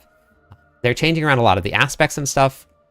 There has been a lot of stuff that was really, really good coming out around this right here. With the buffs to all of the classes, that's probably going to make it a little bit easier to get to your tier 90 or your tier 100 in the pits. And the reason that they're doing it is to make sure that everybody can level up your glyphs. It'll feel comfortable to get there. I've been on this Barbarian, not this one right here. And this one, I haven't had any SPIRITBORN power level my glyphs. They're all at 90. I'm playing an off-meta build, which might actually be meta after this patch hits. And I am comfortably in the 90s on clearing. So it is definitely something that if you put a build together that works, and then they buff all of the classes just a little bit, you'll be able to level up your glyphs, grind a little bit more. So those changes are actually going to be really, really good. They did buff a couple of these skills for the SPIRITBORN. A couple of the ones that were not being used, but you got to remember, don't look at this as they're buffing this really, really overpowered class And why would they even bother doing that? They're buffing the skills that aren't being used right now. We're setting up for Season 7. In Season 7, the Spiritborns are all going to feel just like your Barbarian feels this season, or just like your Sork feels this season. So what they're doing is they're setting up right now for Season 7 to be even better than this is. We won't have... And make sure that when you go into Season 7, you do not expect to get everything so quickly. They're looking at the Ancestral gear, so they're probably going to change the drop rates a little bit. They're looking at how we get it, when it drops, and how much it drops. They're also looking to make some changes to the aspects and the ancestral aspects and see how that's going to be done. Because I don't know. What I've been saying is that if they just put that your ancestral uniques can drop with the top 5 range, then if it drops, you know that you're going to get something like that. Now, I don't know what they're going to do because they haven't released any patch notes yet. That's going to happen later on in the week. They'll release the patch notes. They'll give us the date for everything. Then they're going to give us the date for the next stream. The next stream is going to be your PTR stream. What a PTR stream means is that they're going to give us all of the information that potentially will hit Season 7. That's going to be happening after the break, so after the Thanksgiving break. So we should be getting our PTR early in December. What a PTR is, it's a public test realm. You have to have a PC Battle.net account to play the public test realm. They haven't opened it up to anything else other than that. I don't know if they have any plans on doing it. It's kind of hard to push things out to console with all of the limitations that PlayStation and Xbox put on patch and updates releasing. So I don't know if they're going to ever be able to bring it there. Who knows what the future is going to bring, but early December is probably when we're going to get all of the patch notes and the PTR. And then when we get that, they said after the holiday break is, I guess, when it's going to be, we'll get the final patch notes, I think is what they said. So it's going to be awesome. I'm super excited to hop into this PTR and test out with the new changes. Try out all the new class balances, because that's when we'll actually get to see probably what it's going to feel like with the Spiritborn. That is going to be just the same level as everybody else. This season, the Spiritborn obviously is super, like a million times stronger is what I think the math is on this. And I think that what we're going to see is what the Spiritborn actually can do. And I'm excited about that because the Spiritborn is a really, really well-made class. The interactions are amazing. The class itself is super good, but we don't know what it actually feels like until we actually get into the game and we get to try it out. Now, the season ends January 21st, so we have a long way to go. So once we get through the patch notes for this one, we'll get the class balance updates, then we'll get our PTR, then they'll have to implement all of that stuff. They take the feedback from the PTR, make even more changes, and then January 21st, that's when your season is going to end. And then we're going to hit Season 7. We're going to feel the Spiritborn changes. Not nerfs, because it's technically not working as intended. So we're going to feel Spiritborn changes, all of the class buffs, possibly get an armory like everybody's been asking for. We'll have new drop rates on your ancestral gear. They're looking at all of this. It's all under consideration. So I don't know about you guys, but after watching this, I'm so excited. They're not buffing classes up to these level of the Spiritborn. And they did talk about this for anybody that didn't get to catch the beginning of it. What they talked about was, let's say, okay, so we have your classes here. Spiritborn is like, get my hand out of the camera, right? Spiritborn's here. Everybody's saying buff the classes to the level of the Spiritborn. So if they do that, then they bring all the classes here, right? Now everybody is doing quadrillions of damage. Next season, somebody breaks the game. Let's say the Sork goes up to here, right? Then everyone's like, okay, well, buff all the classes to get back to the Sork. Now everybody's here. Now we're doing quintillions of damage, which I think has already been done, but right, everybody's doing quintillions of damage. Then somebody else breaks the game again the next season, Season 9. They're up here. They bring everybody else up here. Now we're doing infinite symbol damage. So they have to constantly bring things back down. So don't expect always buffs. Expect changes, expect things to be reeled back in, expect damage numbers to go down. That's how you have to approach a seasonal game like this with a live update service. If they just let it run, then you get into mobile game territory. I've played mobile games in the past, and I've seen mobile games where you're literally getting, you can see an item that says 500 million trillion increase to damage. Like, why do you even need that? How do you even know that it's doing more damage? So you have to see some nerfs, or you have to see some scaling back of numbers in order to keep the game healthy and keep it feeling good. The builds are going to change every single season. That's what we do, is we find new builds. That keeps the game fun, expressive. I know we all have our favorite builds that we don't want to see nerfed. Mine is what I'm actually playing right now. I was actually able to make it work 3 seasons later. We finally got it to work again. But we're going to find new fun builds every season. So just expect that when you go into Season 7, don't expect it to just be exactly the same as it is now. Don't ever expect the damage numbers to remain the same. The classes will be unbalanced, maybe for a season, and then they'll try and get it back. But eventually, we're going to be in a really good spot where all of the classes feel good. A new item might introduce where they might scale it back a little bit, but it's going to be a super fun. So that's just my thoughts on the campfire chat. I think that we have some great changes coming up in the future. Let me know what you guys think, because I'm super excited about this. My barbarian is getting the buffs that I wanted to see specifically for the build that I'm playing.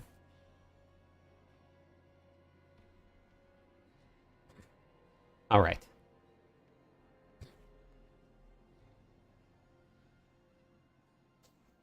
All right, let me read back through chat a little bit.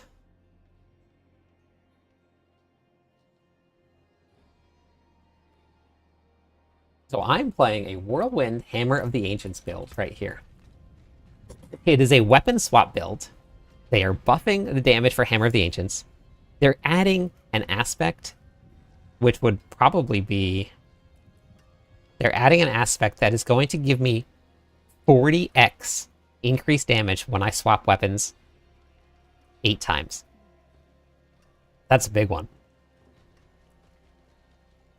They didn't say anything about that, Wingless. So I'm excited. I wouldn't be too worried about PoE coming out, because eventually, like, new games will always be coming out.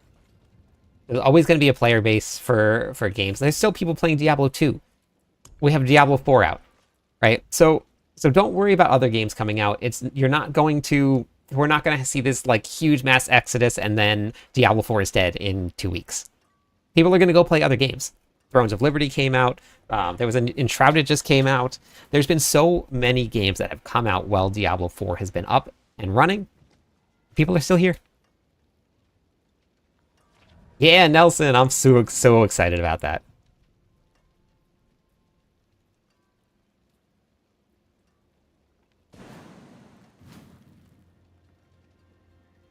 But if there was... No, I don't like doing that much damage.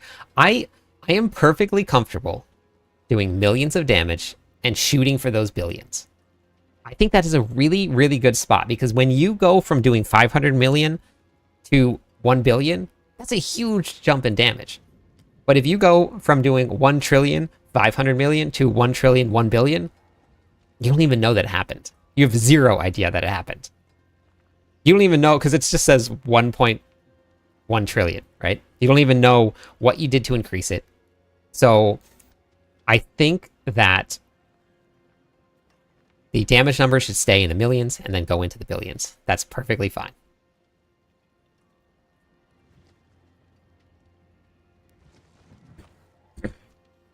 The Spiritborn is going to be getting changed in Season 7. No nerfs. They're just going to fix all of the bugs so that the Spiritborn will now feel exactly like the other classes will.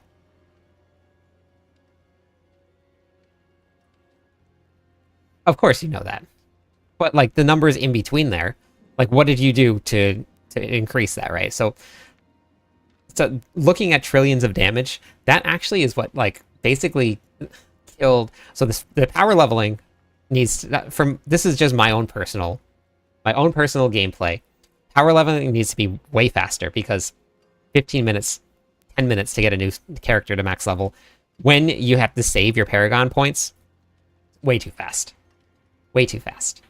When I played Diablo 3 again, this was, I revisited it, I joined a party, teleported to the person, I was immediately level 70, and then I watched them doing trillion. And I was like, well, that's boring. So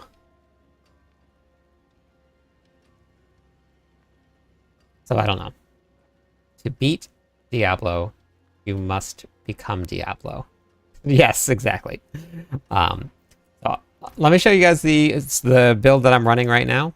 This is the Whirlwind Hammer of the Ancients build. This is a weapon swap build.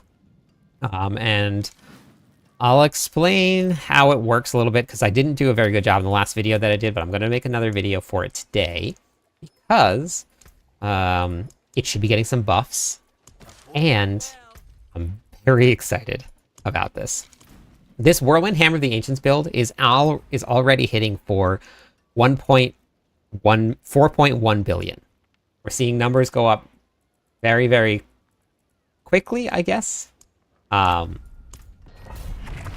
let's see. Have everything set up correctly? I had to swap some stuff around. And I don't know where I'm going to put my other aspect. Where do I put my other aspect? Oh man. So Hammer of the Ancients is already going to get a buff. It's going to go from 55% increased damage to 70. And then they're going to add Battle Mad. Every time you swap weapons 8 times, you're going to be getting 40x increased damage.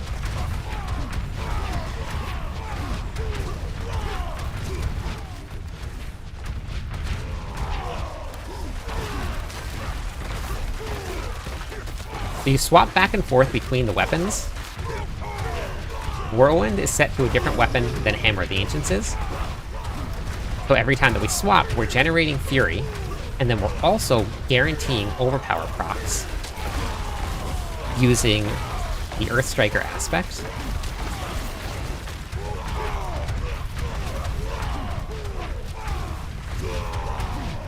We're running Unbridled Rage because Unbridled Rage gives me increased Fury cost. The increased Fury cost is super important because we're running the Banished Lord's Talisman, so we want to spend as much Fury as possible to proc as many Overpower procs as we can at an increased damage rate. This is not a meta build. This is not running any bugs whatsoever. Nothing is broken about it. We're just over here hammering and whirlwinding away.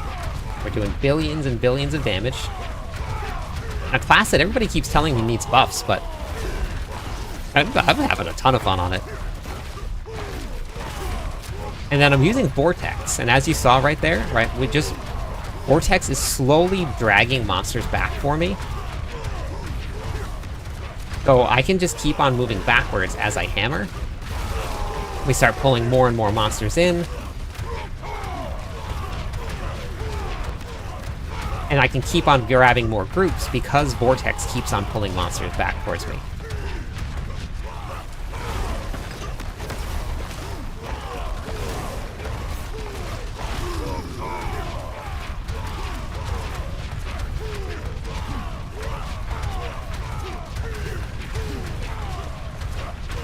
Yeah.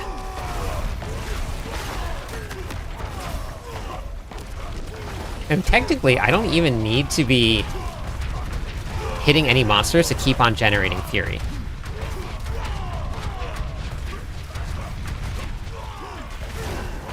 Yeah, it's very nice. And I'm in the process of building my second Barbarian, which is going to be basically just for speed farming. Content that is not the pits. But This is getting buffed in the next patch. I cannot wait.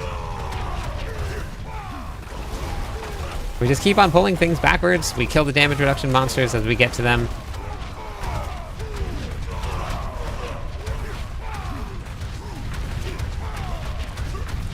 The cooldown reduction is so fast that everything just comes up really quickly.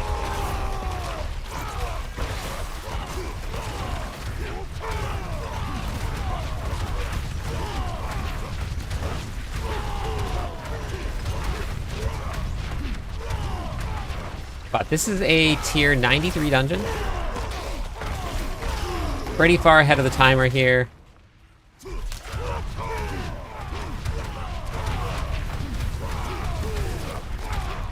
These skeletons with these shields, pretty strong.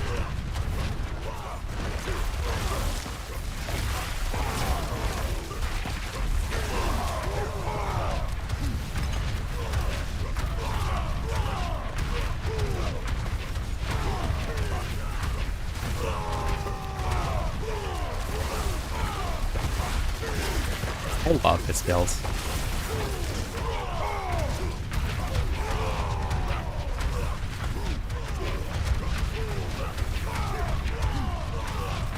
Yeah, we're off, and we had the campfire chat now, Merlando. They just talked about all of the buffs they're going to be doing to all of the other classes. This was the first time that I ever got to stream a campfire chat. So, super exciting. Showing off the build that is going to be getting some buffs. Oh god, it's so good. You cannot take channeling shrines with this buff, or with this build. Even if they buff the shrines, you cannot take a channeling shrine with this build.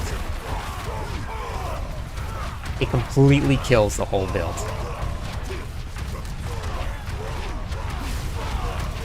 Oh, I hate this map. This is the worst one.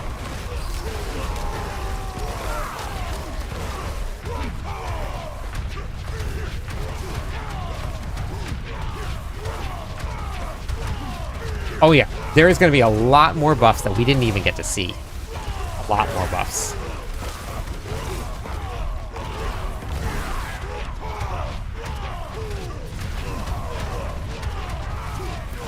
Yeah, we didn't even see close to everything. So we're gonna see seeing a lot.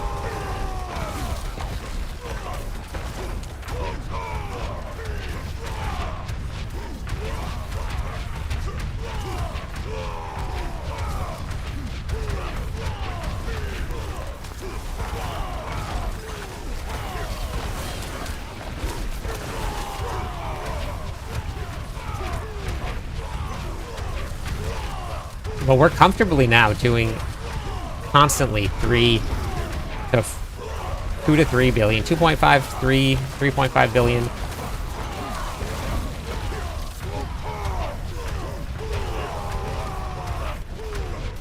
That vortex is amazing. Look at that.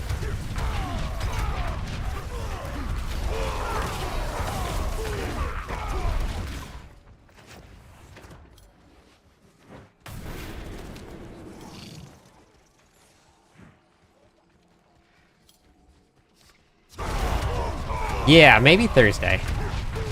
Yeah, they did say that it would be later in the week.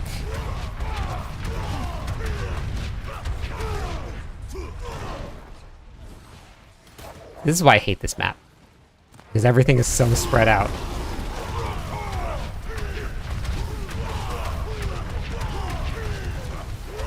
And I don't have leap on. With leap, you can actually teleport. You can leap through the walls.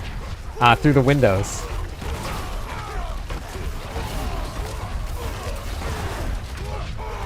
There's also this weird interaction that if I'm like right on top of, or like in the center of the group of all the monsters, then Whirlwind stops sometimes.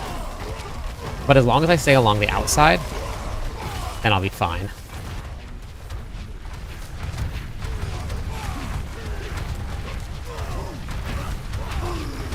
Leap is amazing.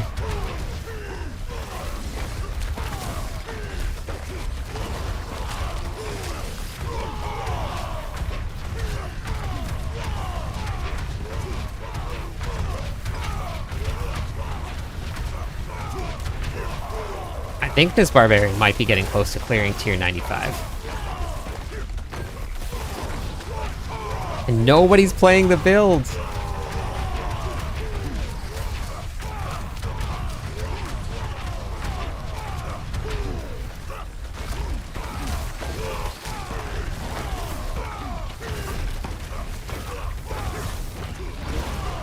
Oh my god, it almost opened. Oh. No. Introduction monster there. Let's skip ahead. Great part about stealth. When something's open, almost open, you... Oh no, it followed Subo. Oh. But this should open up really, really fast. Just kill a couple things and it should open up. I got another one. Brutal timing.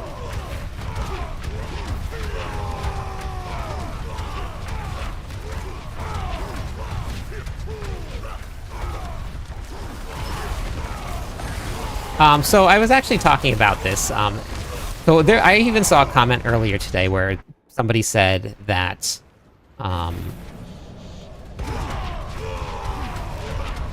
Blizzard needs to play the game before they even play it because they don't even play their own games.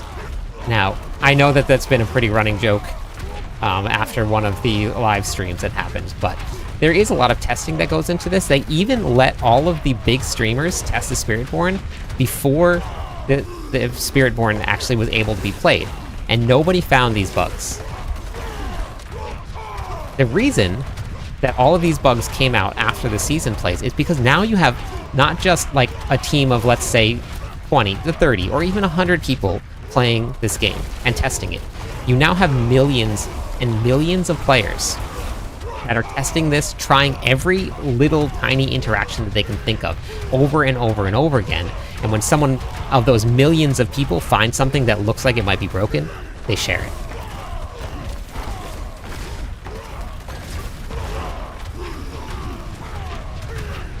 So that's how you end up with bugs like this, is that the game is tested by now millions of players,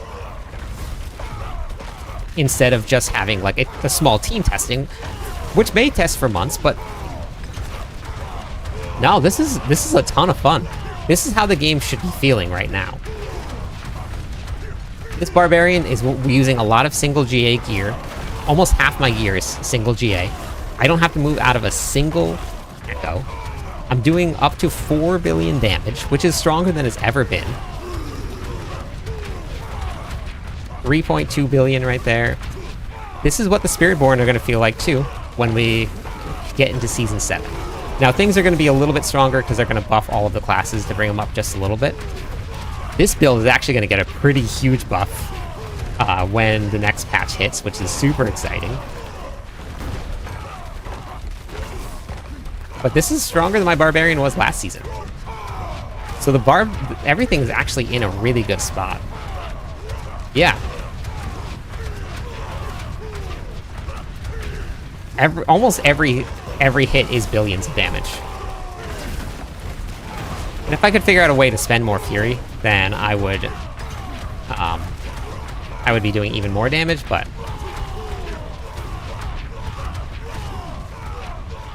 I've messed around with it a little bit. Haven't quite figured it out yet. But this is also an off-meta build, right? Mighty Throw is the meta right now. And we're still making it work, like even running an off-meta build.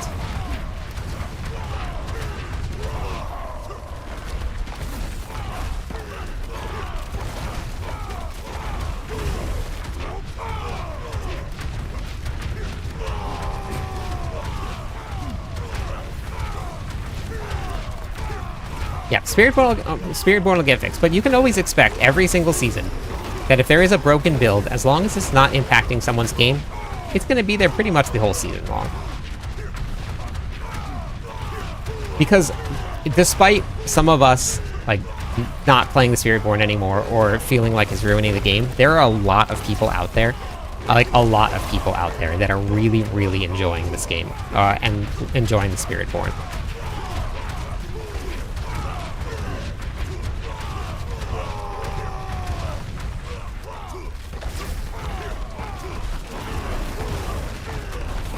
This is this is literally the tankiest boss in the game, in the pits right now. This is the fastest I've ever cleared a 93. This is awesome. And it's gonna get buffed next season, or next patch.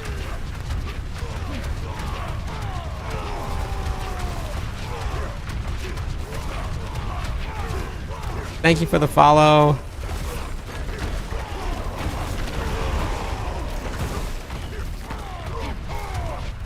Nope. No, this one is tankier than Hag is.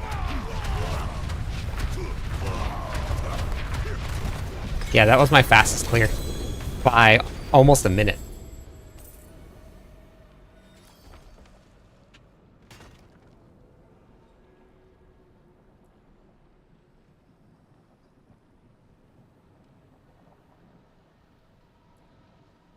So cool.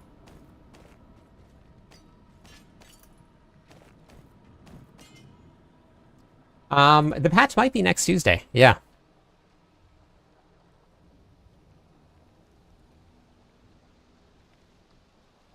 So, Grim, I don't know if you saw, but in the patch notes, or on the live stream, they're going to be buffing every single class. They're taking Hammer of the Ancients, and we didn't even see all of the buffs. We only saw a snapshot of the little buffs that are happening. Hammer of the Ancients right now, I don't even know if they show it here, but the damage is going from 55% to 75 or to 70% increased damage. That's a huge buff.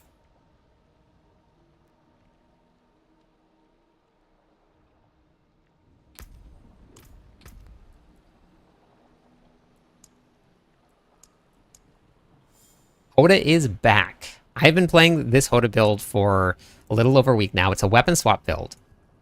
And it's getting buffed in the new patch because they're buffing Hammer of the Ancients and they're also buffing a weapon swap aspect. Not to give me berserking, but to give me 40% increased damage after I swap weapons. I'm already running Earthstriker, which is after you swap weapons 8 times. Now you add Battle Mad into that. Now you're getting 35% increased damage plus 40% increased damage. It's gonna be so good.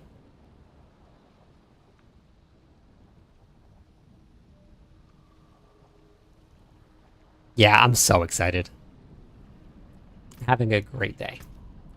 Yeah, we got some great news.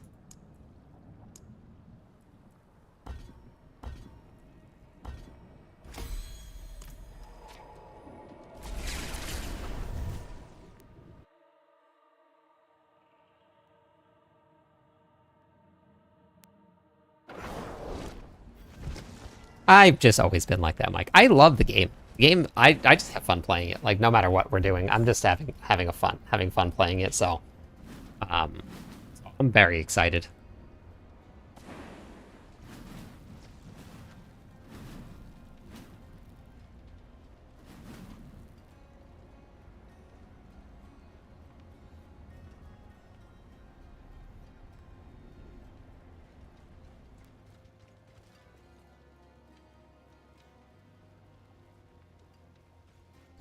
They haven't given us the date for the for it to drop, but I'm excited. See some steel you need? It's gonna be fun.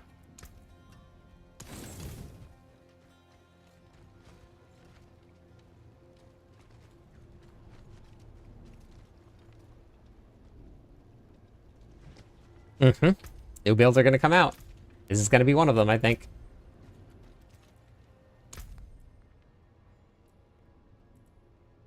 Okay.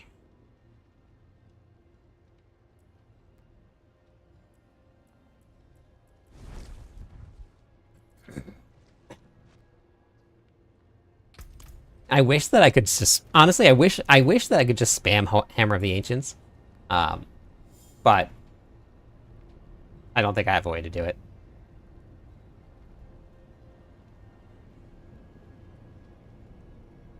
I don't know, Nano. I'm not sure. Okay, wait, hold on. I just want to test something out here. Got this Whirlwind earthquake build kind of set up. I just want to see how it runs.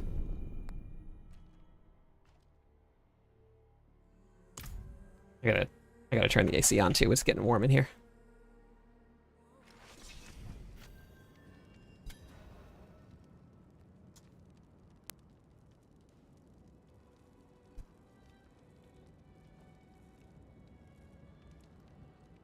The magic.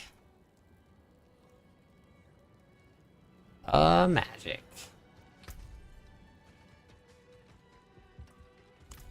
Need something for it?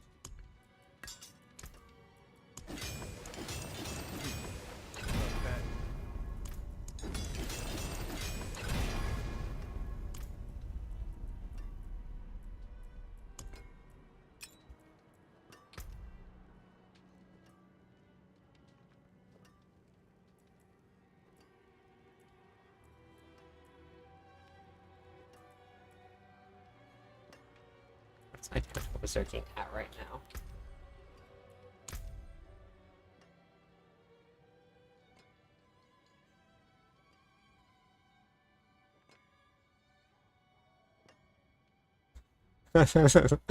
I that's why I haven't really played any of the games, and I've thought about it, but like I really love playing Diablo 4.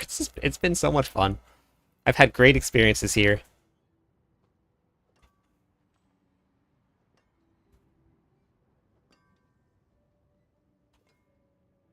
Met a lot of really great people, like you guys. You guys are those great people, by the way. I don't think I need damage while searching though. Here we go, everybody's favorite, tempering.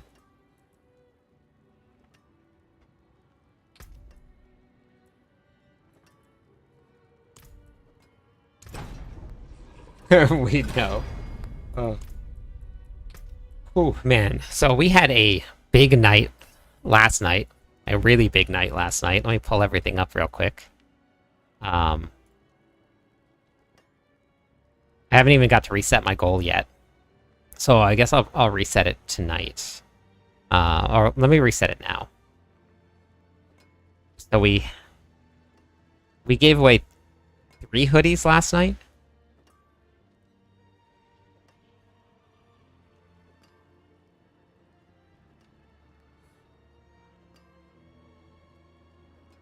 Okay, there we go.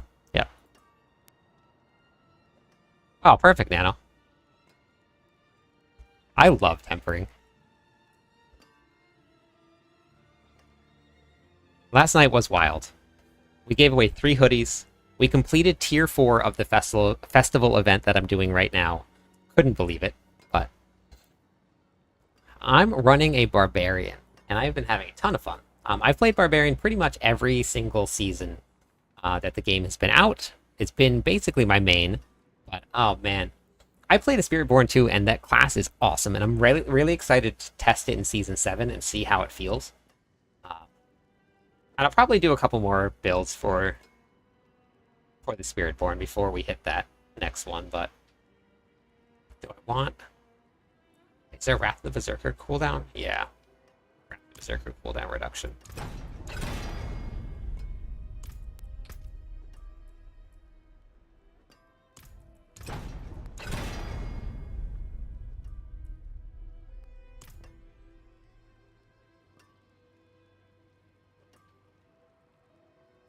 Oh, that's good. Yeah, I have a lot of guides on Barbarian. I have a ton of guides on my YouTube channel if you guys want to check it out. If you're on TikTok, you can click on my profile. You go to the link tree that's on the profile, and that'll take you right to the YouTube page. We also have a Discord server if you guys are looking to learn about anything. We have a lot of really helpful people there if you guys want to hop in.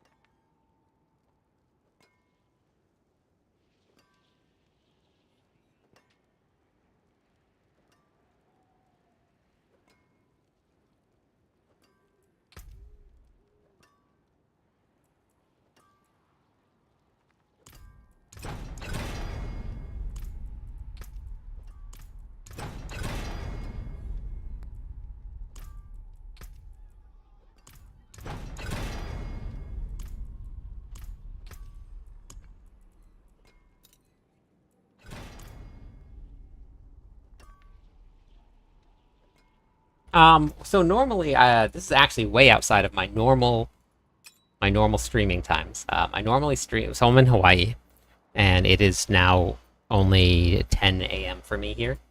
So normally I stream after I work. Oopsies, I forgot to take off.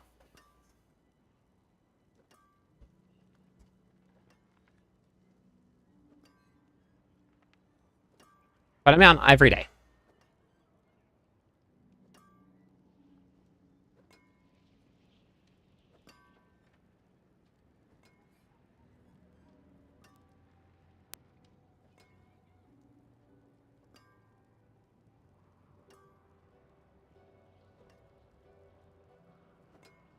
Oh yeah, yep. Yeah, I'm behind the whole rest of the world. Behind everyone.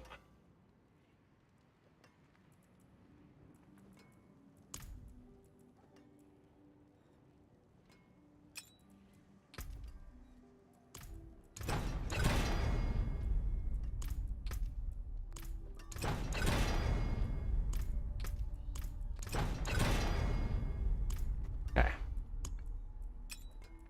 That there is worth it.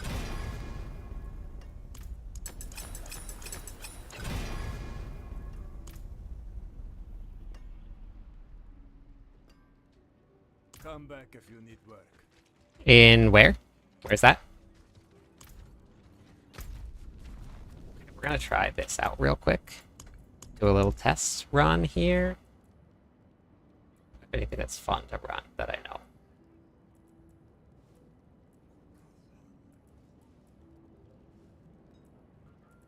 I don't even know what this one is. Let's try it.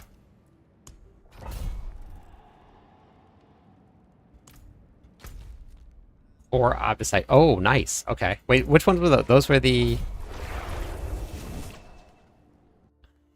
Let's see.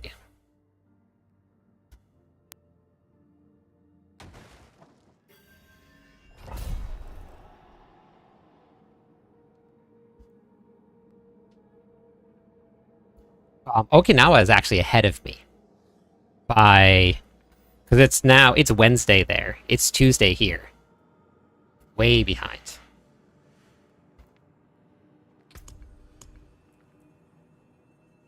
Dude. Okay, so this is the first time that I'm going to try this out solo. I don't really know how this is going to go. I just set this Barb up, what, last night we got it done? Kind of. Got the glyphs pretty much where they need to be. So let's see how this works.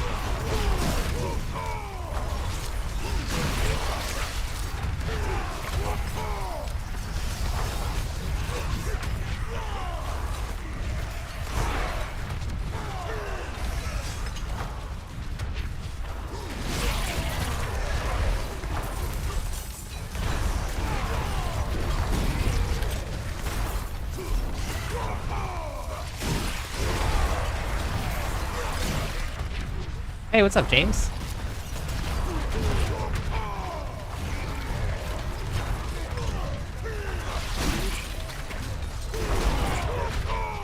I think I might actually have to go back and loot.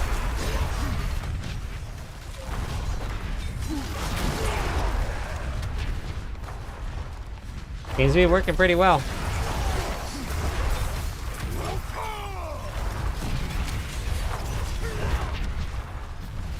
I think I'm gonna add leap in. It's because I want to go faster.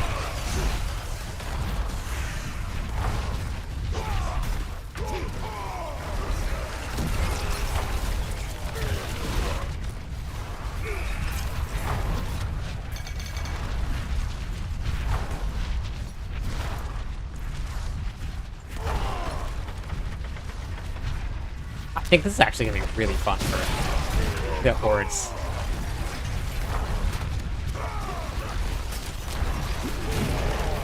This is I really just wanted this just to speed farm through things. And I think this will do it.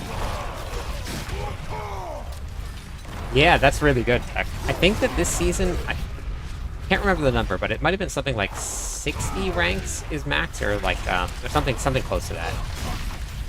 So Your death blow is just gonna like increase like exponentially.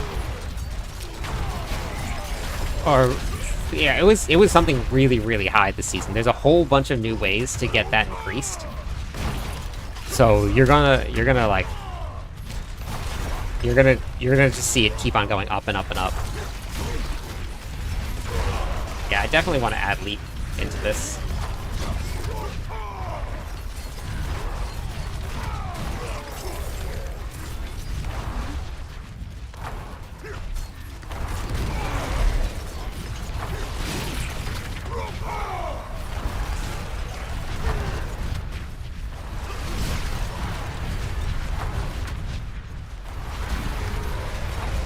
Did you see this?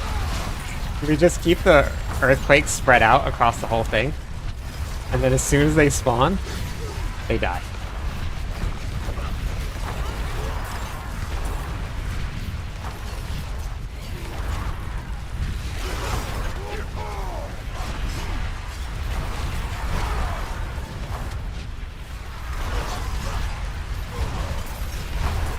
Yeah, my other barbarian, which is actually meant for like damage and pushing the pits, that one's doing 4 billion, I think, is my highest I've hit. But I think I'll be able to get that, especially when this new patch hits. That's going to go way up.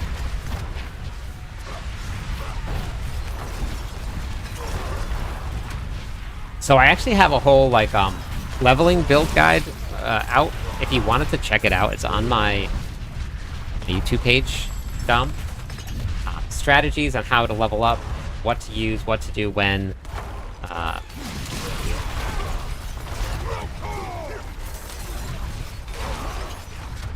It's got a whole spreadsheet attached to it that has everything, so if people wanted to follow along with it, they don't have to actually just rewatch the video, they can just use the spreadsheet.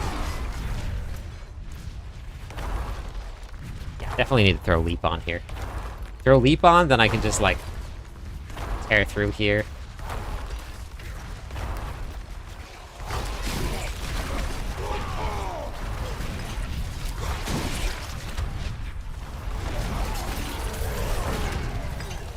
Yeah, I could have just like leapt right out of that room. But you literally can just keep on spinning to win.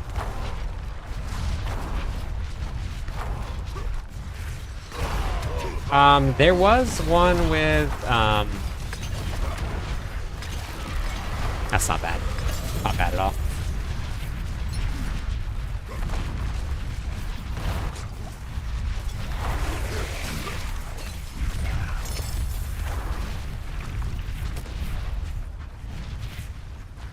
I think so.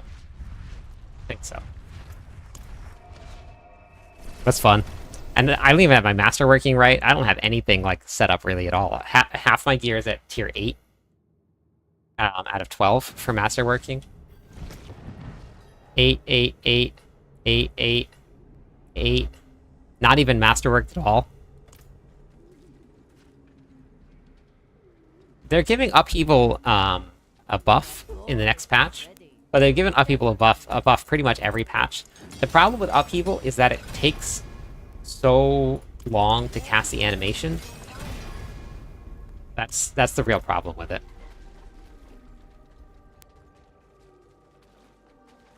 Yeah, this is gonna be fun. Let's go run through the pits. I'll show you what it looks like to run a pit run with this build, because I haven't actually done that yet. Oh, and it's back to Whispers because I'm on a different character. That's fun to know. That's cool.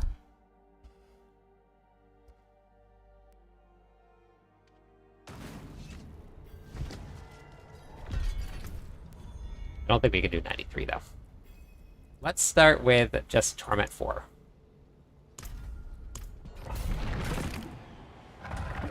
So this build, not completely put together. I do have a couple mythic uniques.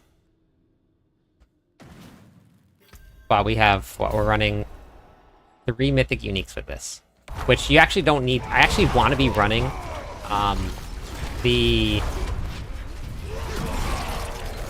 I don't want to be running Air of Perdition. The only reason I'm running Air of Perdition right now is actually just because I wanted the movement speed. But that's really the only reason.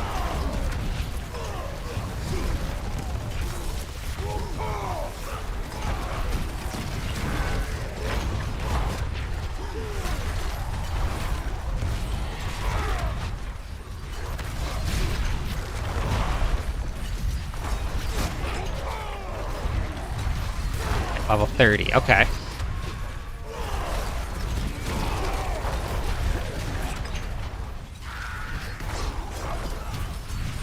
Yeah, definitely want to get myself on the bar. They're going to be buffing shrines next patch, so that's going to be fun to see. That was 327 million overpower right there. Just a baby. That's okay. It's a learning curve.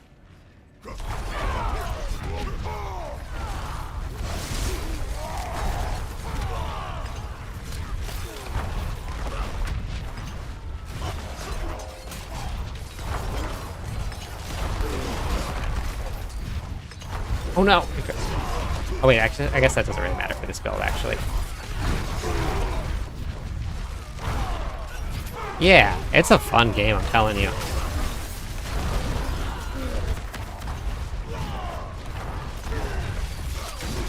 Yeah, me too.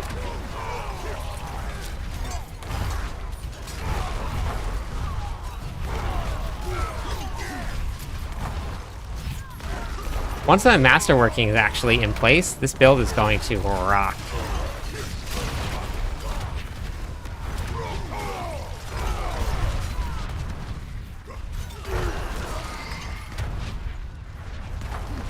You literally don't even need to stop spinning. Let's see what the boss feels like. Maybe. We'll see how long.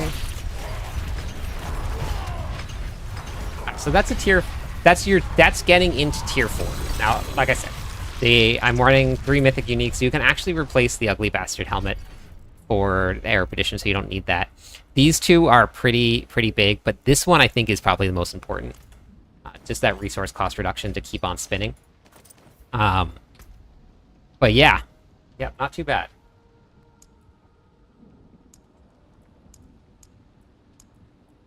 Wait, what the fuck?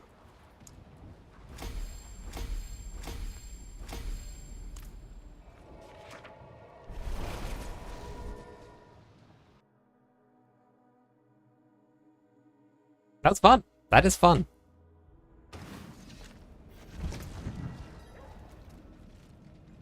So now I need... So you want to stack as much maximum resources as you can. So I'm at 304. But, like, this is not a triple. That's not a triple. That's not a triple. So I'm missing out on a lot of resources. Alright, let's try this. Instead of running Rupture, we're going to run Leap. So let's try this with Leap. I want to see how this feels. Rupture is really nice, though.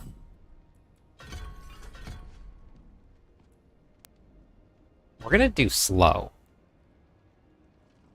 Yeah, you got a lot to learn. You got a lot to learn. There's purple gear too, and that is very rare. You have to be in Torment 1 or Torment 1 to get it. Hey, Tawas. All right, let's try 75. But this is going to be my speed farming build. As you saw, you just run by things in Tier 4.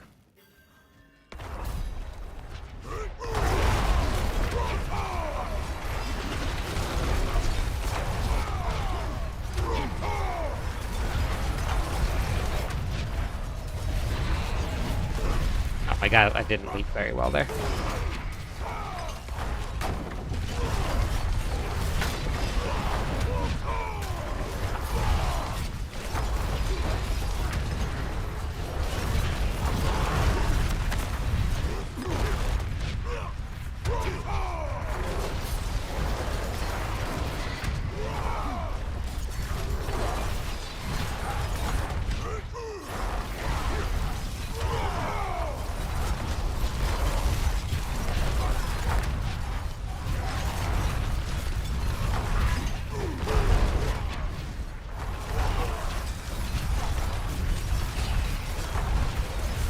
This is so much fun, honestly.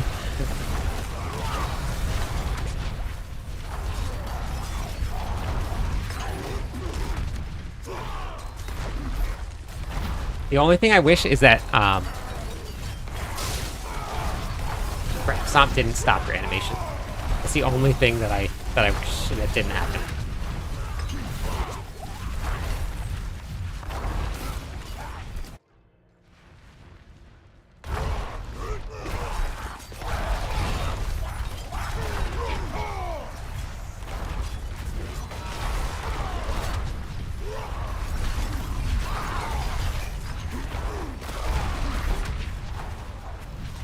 Beats, where did you get your whirlwind barb to?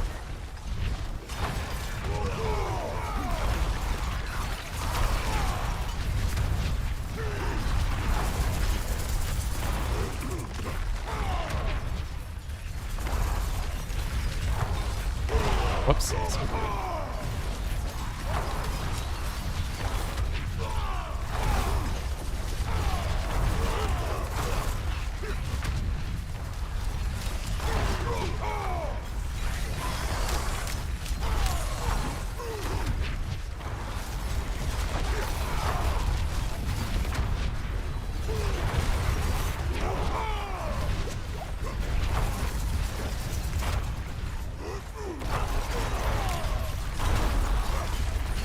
Spinning and winning.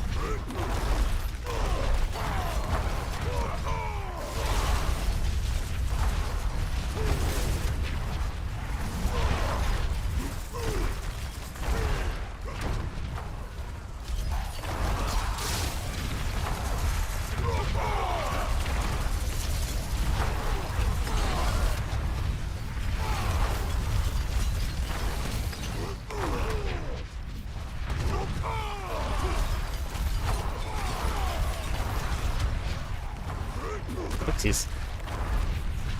Alright, so this is a tier 75. See how fast this boss goes.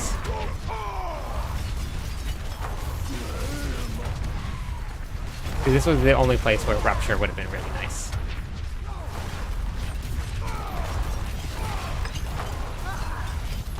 I don't know if Leap is honestly worth it.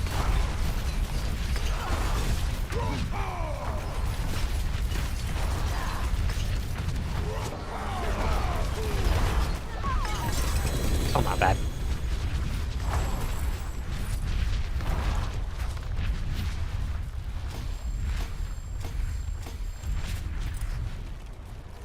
Also, you just have to hold down a button. That's it. So that's nice.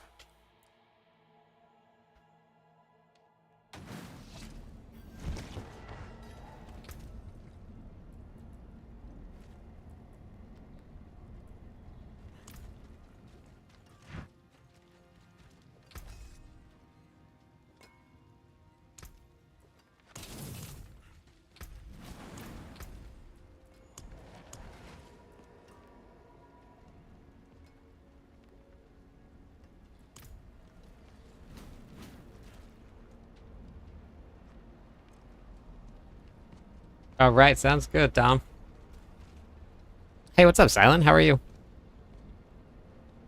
Yeah, sounds good, Dom. Thank you for the follow. I appreciate it. Thank you. Gosh, bagel. Look at. Oh no. Oh, I just. No, I didn't actually. Hey, thank you for the follow. Look at this. Hold on, let me get a light. He's sleeping.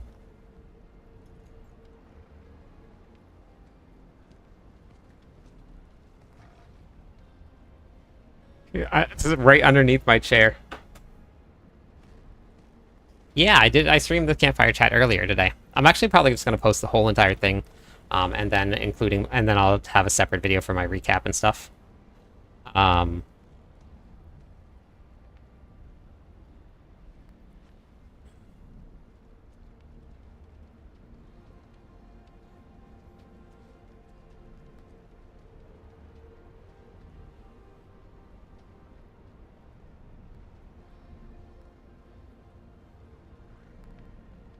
Hey, how's it going, 2 Ratchet?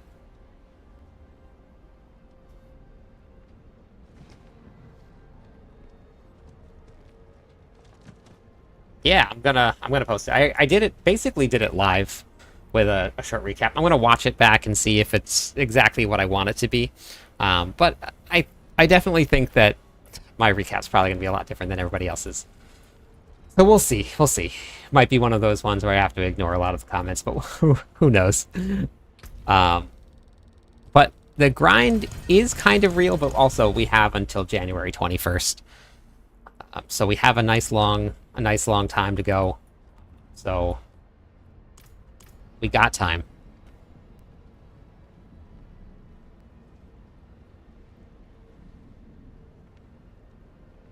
All class buffs now. Everybody's going to get some buffs. They won't be the same level as Spiritborn, but everybody's getting it. Yeah, everybody's going to get a buff, but it will not be like a Spiritborn. We won't be clearing Pit 150, but we're going to get some buffs that will help get everybody through tier 90, or tier 100 probably, so that everybody can see it. I have never played Dancing with Knives. I haven't played it yet this season, but I've heard a lot of really good things about it. But getting into tier 4, I actually have a video that I have to finish recording about how to take a character from tier 1 to tier 4. It's the perspective of a barbarian, but you can kind of apply all of that stuff to any class. But we're going to get the patch notes very soon. The patch notes will probably be coming out maybe Thursday. When we get the patch notes, we're going to see the rest of the class buffs. They haven't even announced all of them, and the ones that they announced, I was super excited about. So we're going to see a pretty big gap. Okay, let's see. I'm going to put on this here. We're going to go for it. We're going to just we're going to go for some big guns here. Just want to see where this build goes.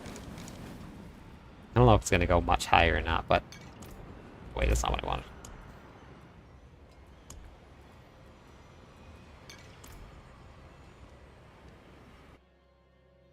I don't know. They're buffing. They haven't announced all of the patch notes, so we don't know exactly what it's going to look like yet. So we'll find out very soon.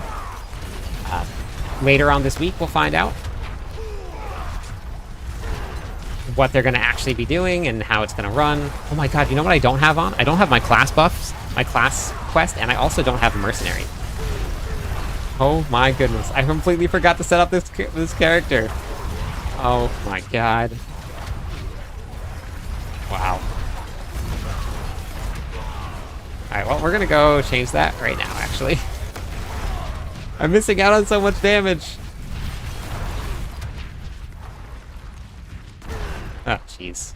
I just cleared pit 75 without a mercenary and without... I am your local professional Diablo 4 player, showing you exactly what not to do while you play Diablo 4. Oh,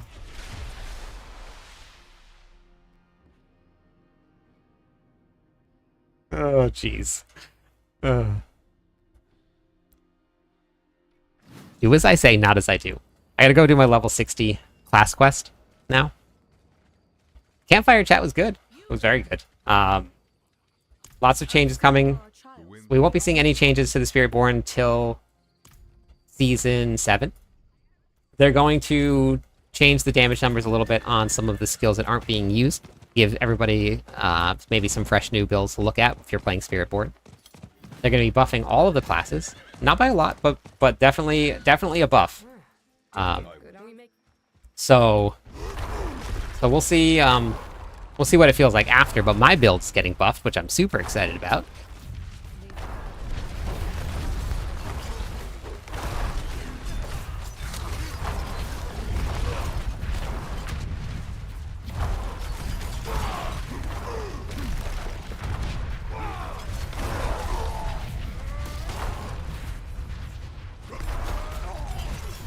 But yeah, we got it. We got it happening.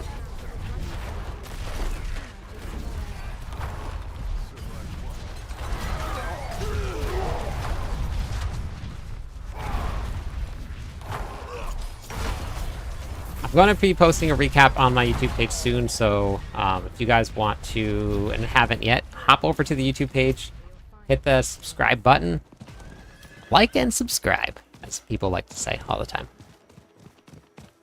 If you would like to see exactly what not to do while playing Diablo 4, make sure you like and subscribe.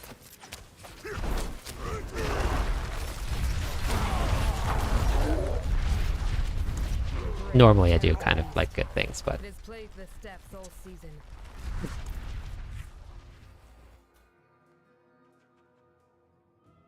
Your luck at night is... Oh, because it's nighttime for you. That makes a lot of sense now. Boop, boop, boop, boop, boop, boop. We run around. We run around.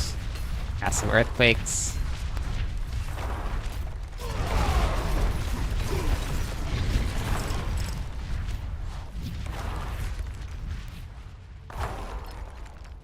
Oh, probably a lot now. It is a huge jump adding overpower damage in. Did you just get slots all? Oh my god. And what a great Okay. So now we can go get my class quest to get more damage, and then we'll go get our mercenary, which is going to be even more damage. Oh boy.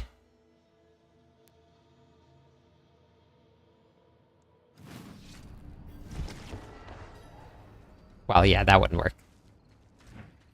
But maybe they'll be buffing Lightning Storm in this new patch. so much. Welcome, kindred warrior. Okay, well, now I can actually put on my two-handed axe, which I haven't even leveled up yet. Oh my god. Do I even have a two-handed axe? Okay. So, for anybody that is playing a barbarian that doesn't know about this little trick here, I'll show you. Which, obviously, you don't need to do this. You probably could just run out and kill some monsters, but I'll show you the little trick anyway. Two-handed axe. Any two-handed axe works.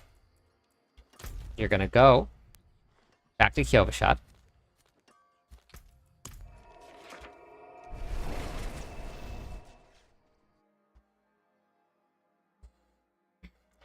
Watch how fast this happens. We're gonna come over here. Oh, I gotta fix my horse too. Ugh, bikes. Look at that horse. You go to the training grounds.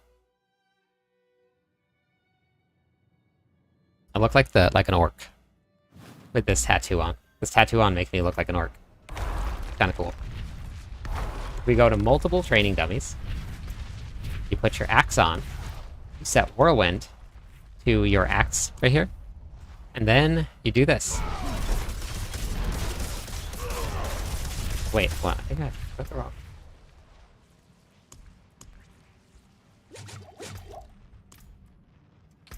Did that not work? This has worked every single time I've done it. Oh, no. Wait. No, it didn't work. It didn't work. This always works. Did they fix it? Oh, no, it's working, but it's just going really slow for some reason. It normally goes super fast. Try a lunging strike, hold on.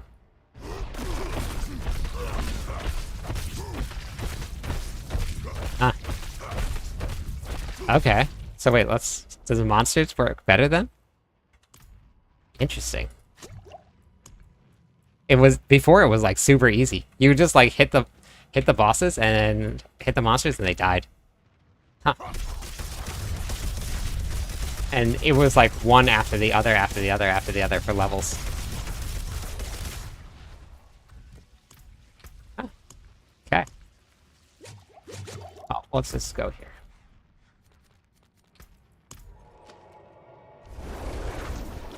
I have a glyph. It gives 6% nature damage versus 6% vulnerable damage to enemies, which would give more damage. Depends on how often you can make enemies vulnerable. If there's 100% uptime, then it would basically be the same.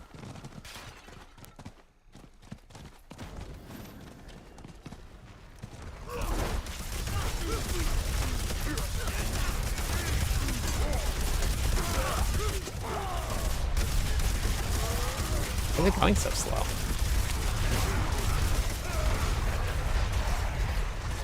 Probably not this slow. Do you think it's because I'm using a unique weapon? You think that makes a difference?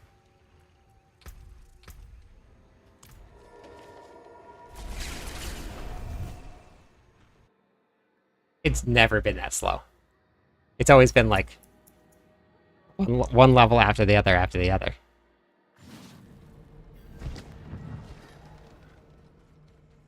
So strange. Very nice, but could be better.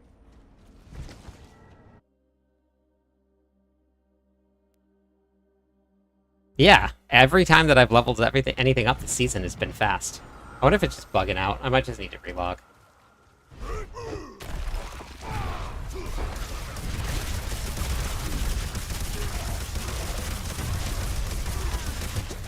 Maybe because it's channeling?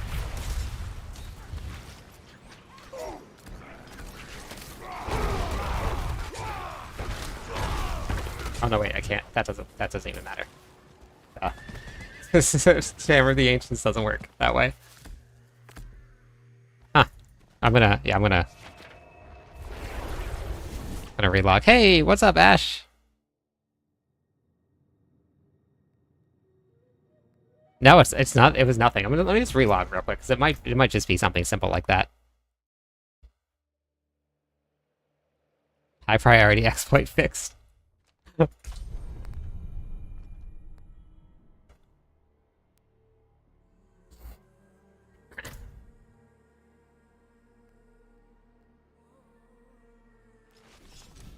me just go back to Helltides real quick first.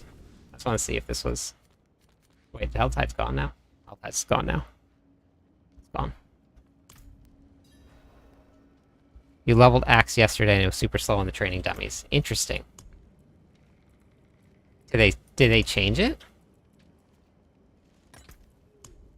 Just woke up. Oh, no. What time is it there, Ash?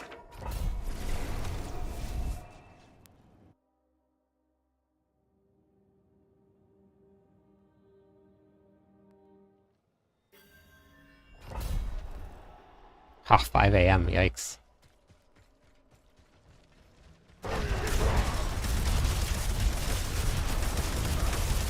Okay, well, apparently it's just very slow.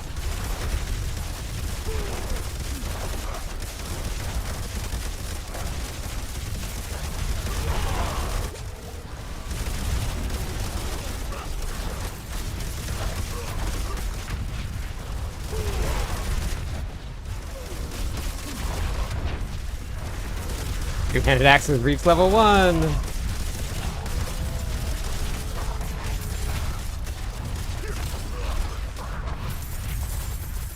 That means that I can put it on, at least. Oh my god, I couldn't go get my mercenary either.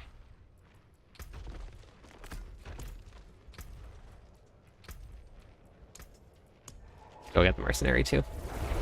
Alright. Hey, what's up, Anthony? Yep, time for some Diablo 4 is a great thing. Take me in because you think I'm a pathetic child. Where have you seen a child? Because all I Yep, they're gonna fix duping, hopefully. That's good. because you're strong. I can do what you need. Alright.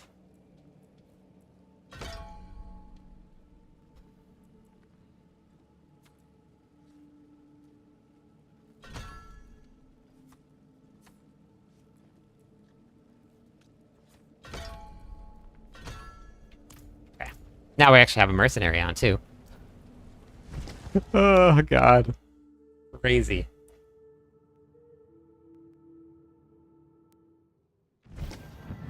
Oh my god, look at Waffle. My dogs are, like, literally on another level today. Look at her. What is she doing? Why is she sleeping like that? That's Hugo. Oh, jeez. What is wrong with them? Like the most spoiled dogs in the world. Oh, I know. They are. They are. That's why they get away with, like, murder.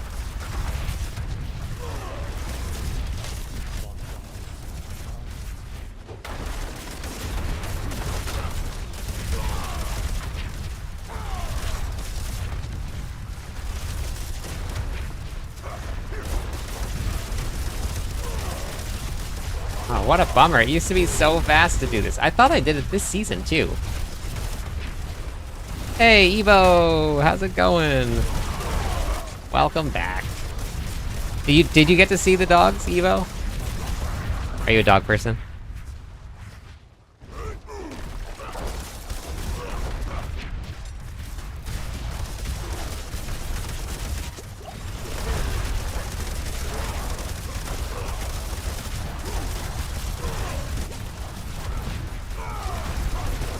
Oh, thank you. Actually, I need to drink.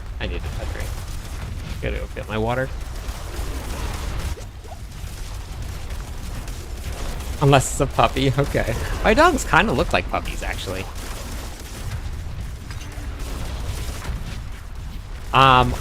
Anthony, almost every single class. It is an incredibly strong piece of gear.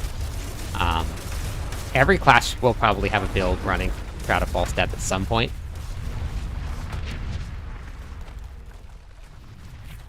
And that's because I don't even have it on here right now.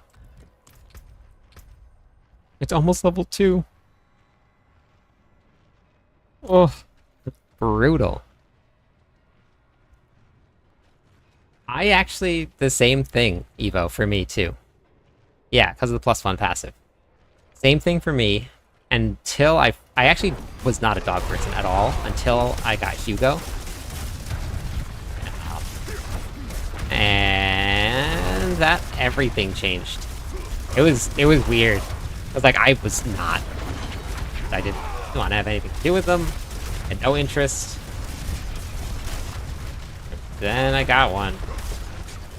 Well, I got probably the right one. Hugo is the saint. Level 2! Honestly, this probably would be better in training grounds. Yeah, cats definitely don't need a lot of work. Okay, we're just gonna go here. Oh, that's even better. So you're going up. Is that overpower, Nano?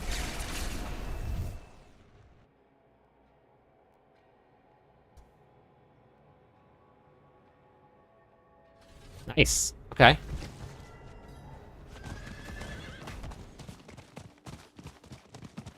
Oh, right, that's right. I thought you were doing pulverize. I'm not sure why I thought that. Yep.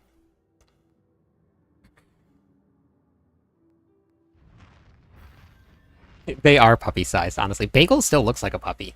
Even though he is a full-grown dog, he looks like a puppy. Not sure what happened, but I'll take it. He decided to never grow up. He's so much smaller than the other 2 dogs.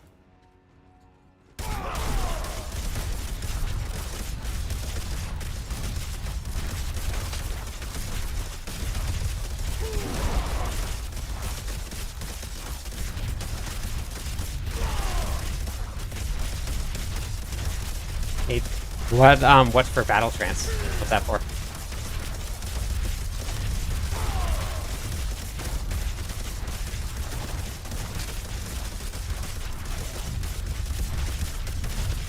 Nice, that's good, Anthony. For death blow.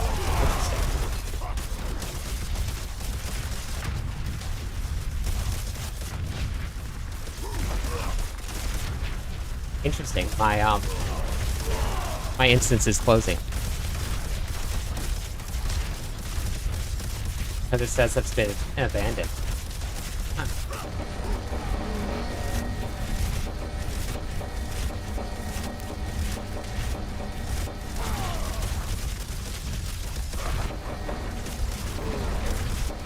Oh. What's that?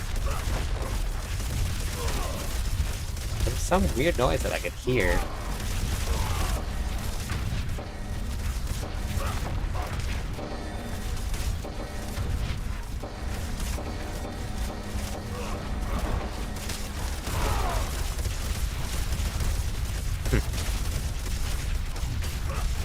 Yeah, I'm not sure what that is.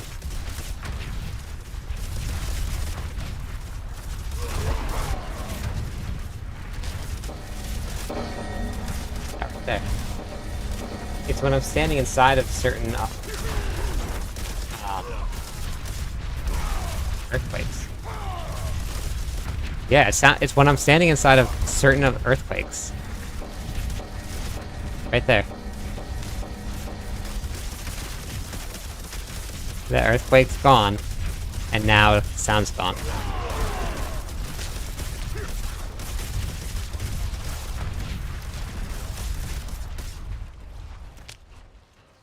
Oh, no, I'm leveling up my weapon mastery for my barbarian. So normally I'm running it. Normally I run the grandfather, but I just needed to put on an axe so I could level up my expertise. But that's going incredibly slow, so I don't think the dummies are really working. So I think I just need to actually be out in the open. So I guess we're just gonna go to Helltides.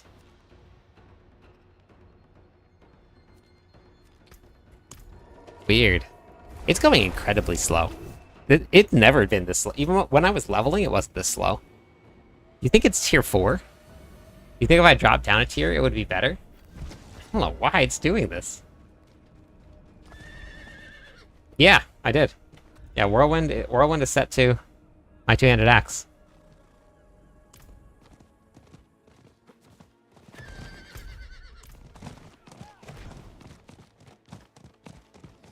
Huh. Well, I don't know when I missed that change. If you killing them, I mean, I guess killing them makes sense. But yeah, it's never been like that. Okay, let's try.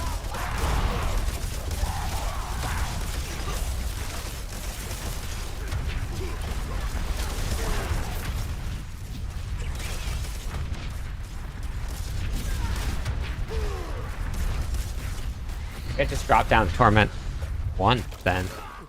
Yeah, maybe Hordes.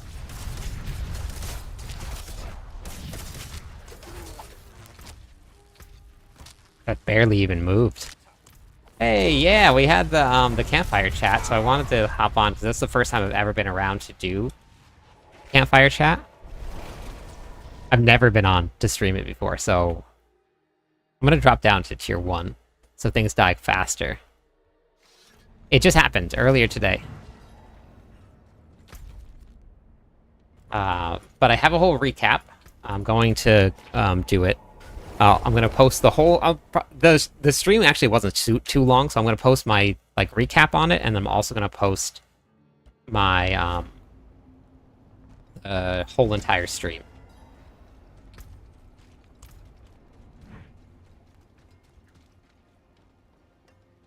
Oh, the phone died. Oh no. Okay.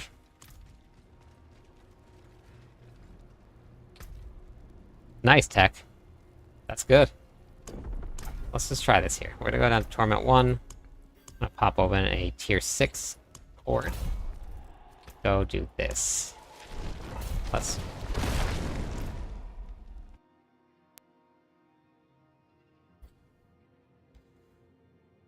Okay.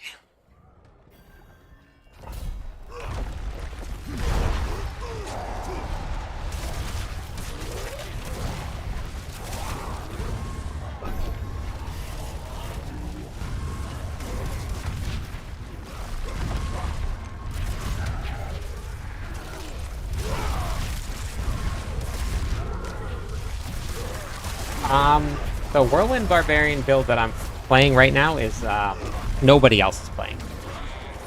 I think that I might be able to get it caught up to the meta builds, especially after this next patch. So sometimes I'll play the builds that everybody's playing, or I'll use the core skill that everybody's playing, and then sometimes I'll make my own. I'm gonna put the Air of Perdition back on. Depends on how I'm feeling. Look at this. Look at with Air of Perdition on. Look at the difference.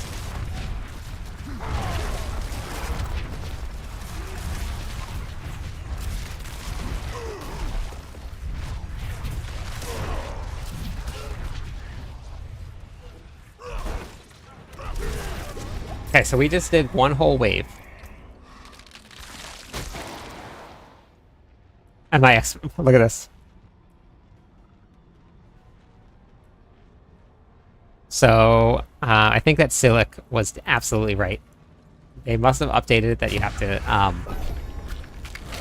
to kill them now in order to get the experience for it. Because it wasn't like that before. You just did the dummies and you would level up. But one round of the hordes, killing all these monsters. Yeah, my axe. And now I'm level 10.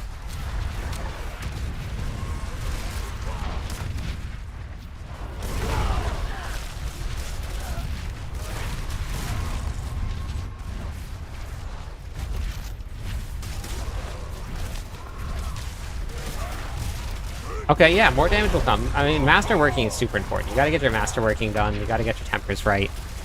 So that's a really big part of the whole thing.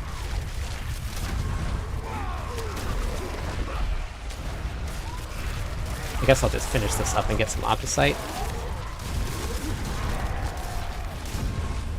This is going by pretty quick. Monique, do you see what we're doing? We're doing Whirlwind.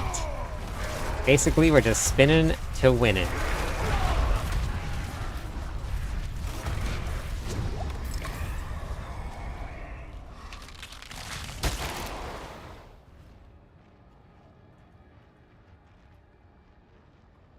Monique is an amazing variety streamer. Helped me tremendously when I was working on my push towards partner. Make sure you go give her a follow. I think, Monique, you're almost at 8,000 followers, right?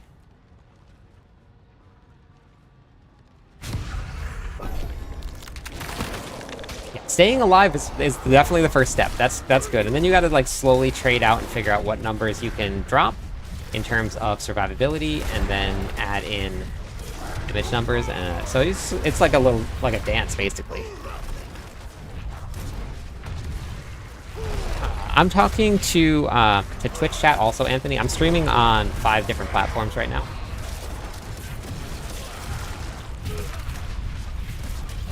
$50 away from 8K. Go follow her right now. Get her to 8K.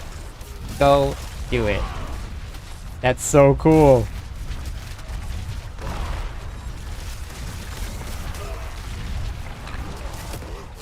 Getting tired of spires and hordes. They're actually a really good source of damage to spawn more, what's it called?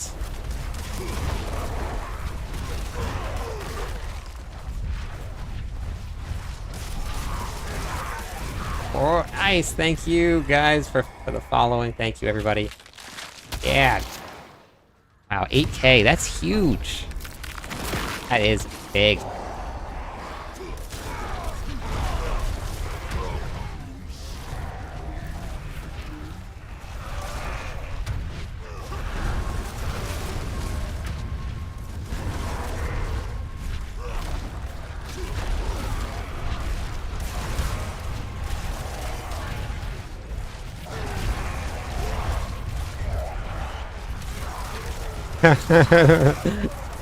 You won't be disappointed, Tech. You won't be disappointed, I promise.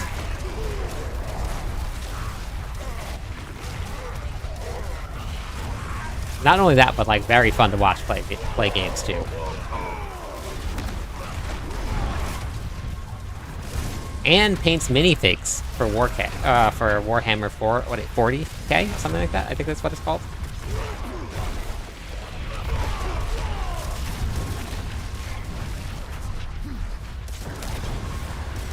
Yeah, I saw that. How is it? I don't even know what Enshrouded is. I haven't even got to look into it yet. Probably not. I don't think so, but I'm not sure, honestly. We'll find out. Depends on what happens with Diablo with the new patches. We should be getting the new patch sometime next week. So we'll see what happens after that and how the season looks. And then the PTR will be happening. I think that from what people have been saying, that PoE 2 is going to be a little bit more user-friendly than PoE is. Because PoE 1 right now is, from what I hear, is a huge, massive learning curve. And it's incredibly hard to get into one if you haven't been playing it from the beginning, but I don't know. Yeah, Monique played it a lot. That was your experience too? Okay.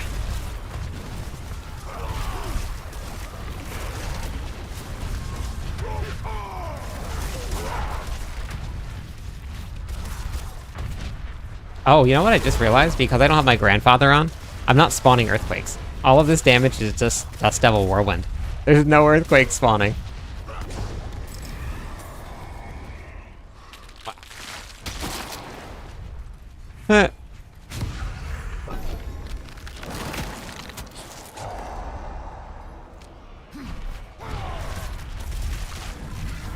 Oh, you know what? I don't even need... Oh my god. I don't even need to be using it. Oh, jeez. I already leveled up the axe this whole time. Oh. Again, what not to do when you're playing Diablo 4. Yeah! Add a little bit of bleed into that Dust of the Devil Whirlwind.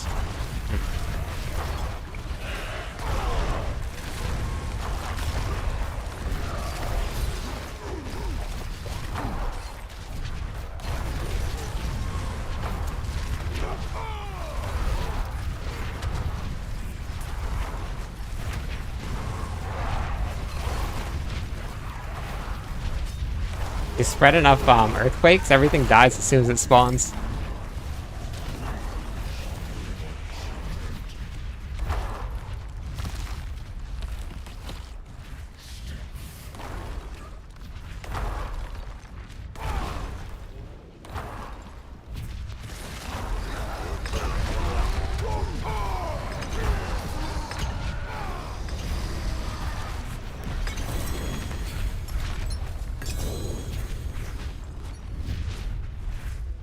Okay, yeah, you gotta kill monsters.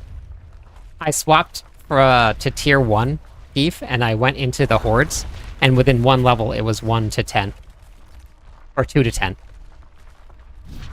It does go very slow hitting monsters, but when you kill them, it gives you XP towards it leveling up.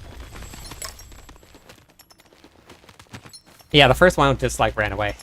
Look at this. We're on tier 1, and I got a 2-star Ancestral Unique Mace. A 3-star something? Wait, was it a 3-star mace? Or was it a 3-star sword? Nope, 3-star mace. Ooh. Oh. You think it's gonna be good?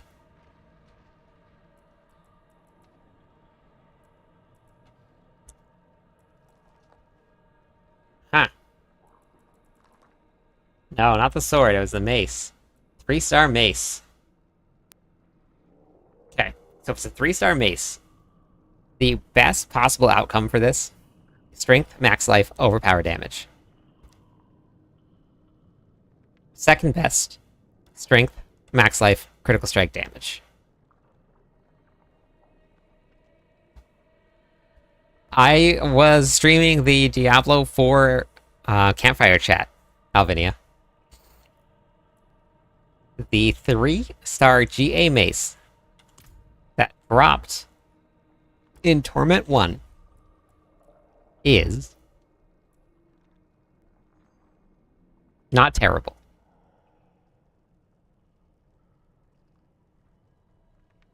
Strength, max life, vulnerable damage. Out of all of the damage, not great, but we got 2 out of 3. It's pretty good. Okay. Pretty good. Yep. Torment 1. It does happen. They do drop.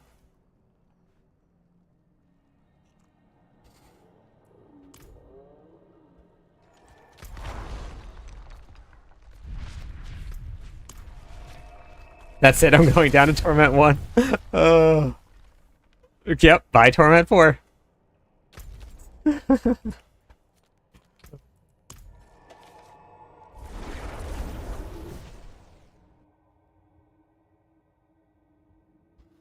gonna post a video and literally the entire game is gonna stop playing Torment 4. Everybody's gonna go down to Torment 1. Alright, we're gonna go back in now that we have Subo and that we have our class skill. I'm gonna try this out again and see how this feels. I started doing a Torment, or a pit run without having class skill or a mercenary. Pro gamer.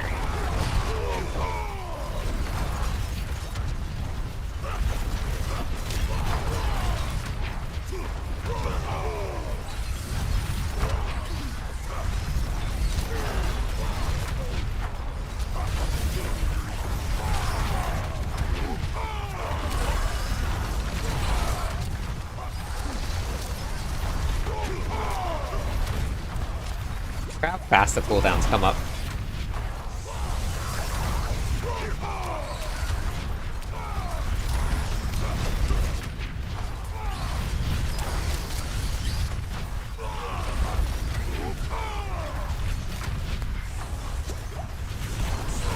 Might not be quite enough damage yet, but also, nothing is masterwork yet.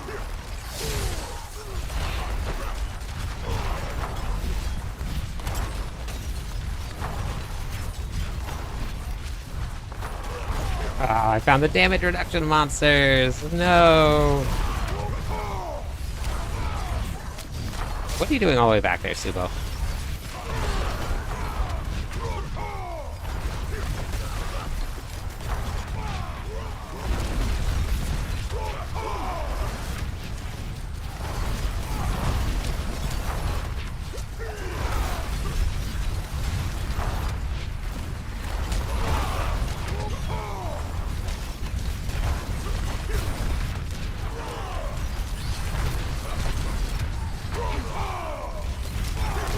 There's so much damage everywhere.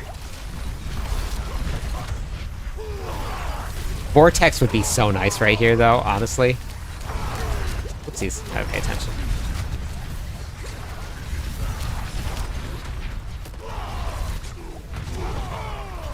It's definitely not as tanky as my Hammer of the Ancients Barbarian is, but that's because they're not running as much life.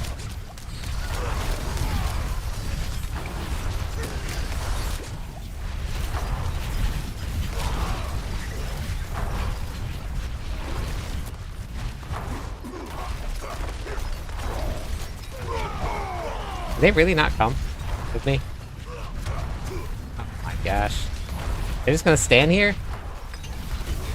It's lame.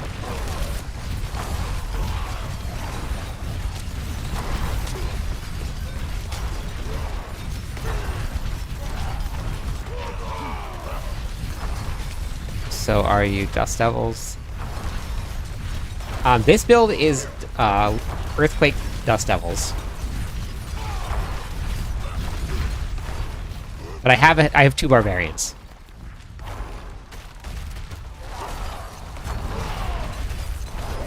So this is my newest one. I'm not even fully masterworks. Like, I don't even have everything at 12 yet, right now.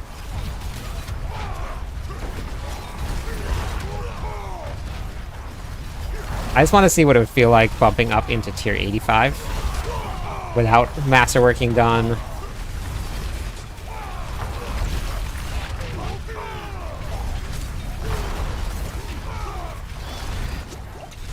Obviously, it's still got a little ways to go.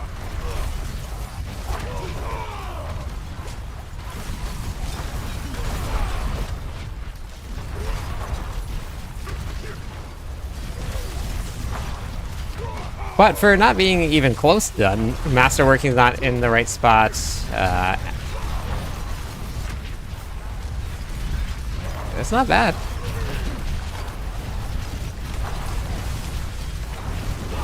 Or I'm dead. Oh, that's not bad, though. I just wanted to test it out a little bit and see how it goes, but we're going to level up. This one, my glyphs are almost all 100. William was power leveling it. The other Barbarian, I'm not having my glyphs power leveled, but this one I just have one at 92. So...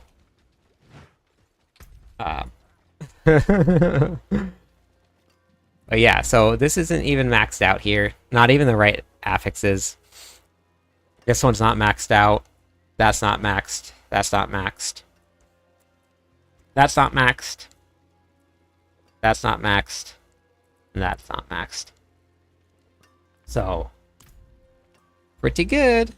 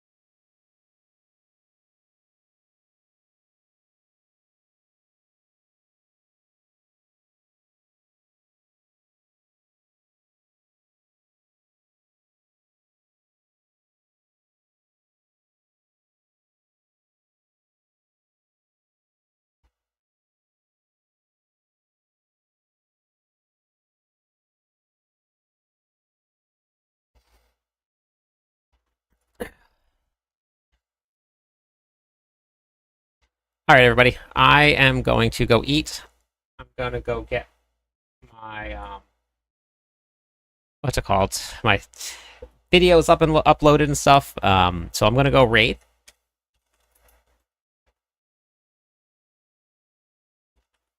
But I'll be back on my normal time later tonight. Normally I stream later in the night. But yeah, I'll be back. Normal time. We'll be here. Don't worry. So yeah, well, we're getting 2 streams in today.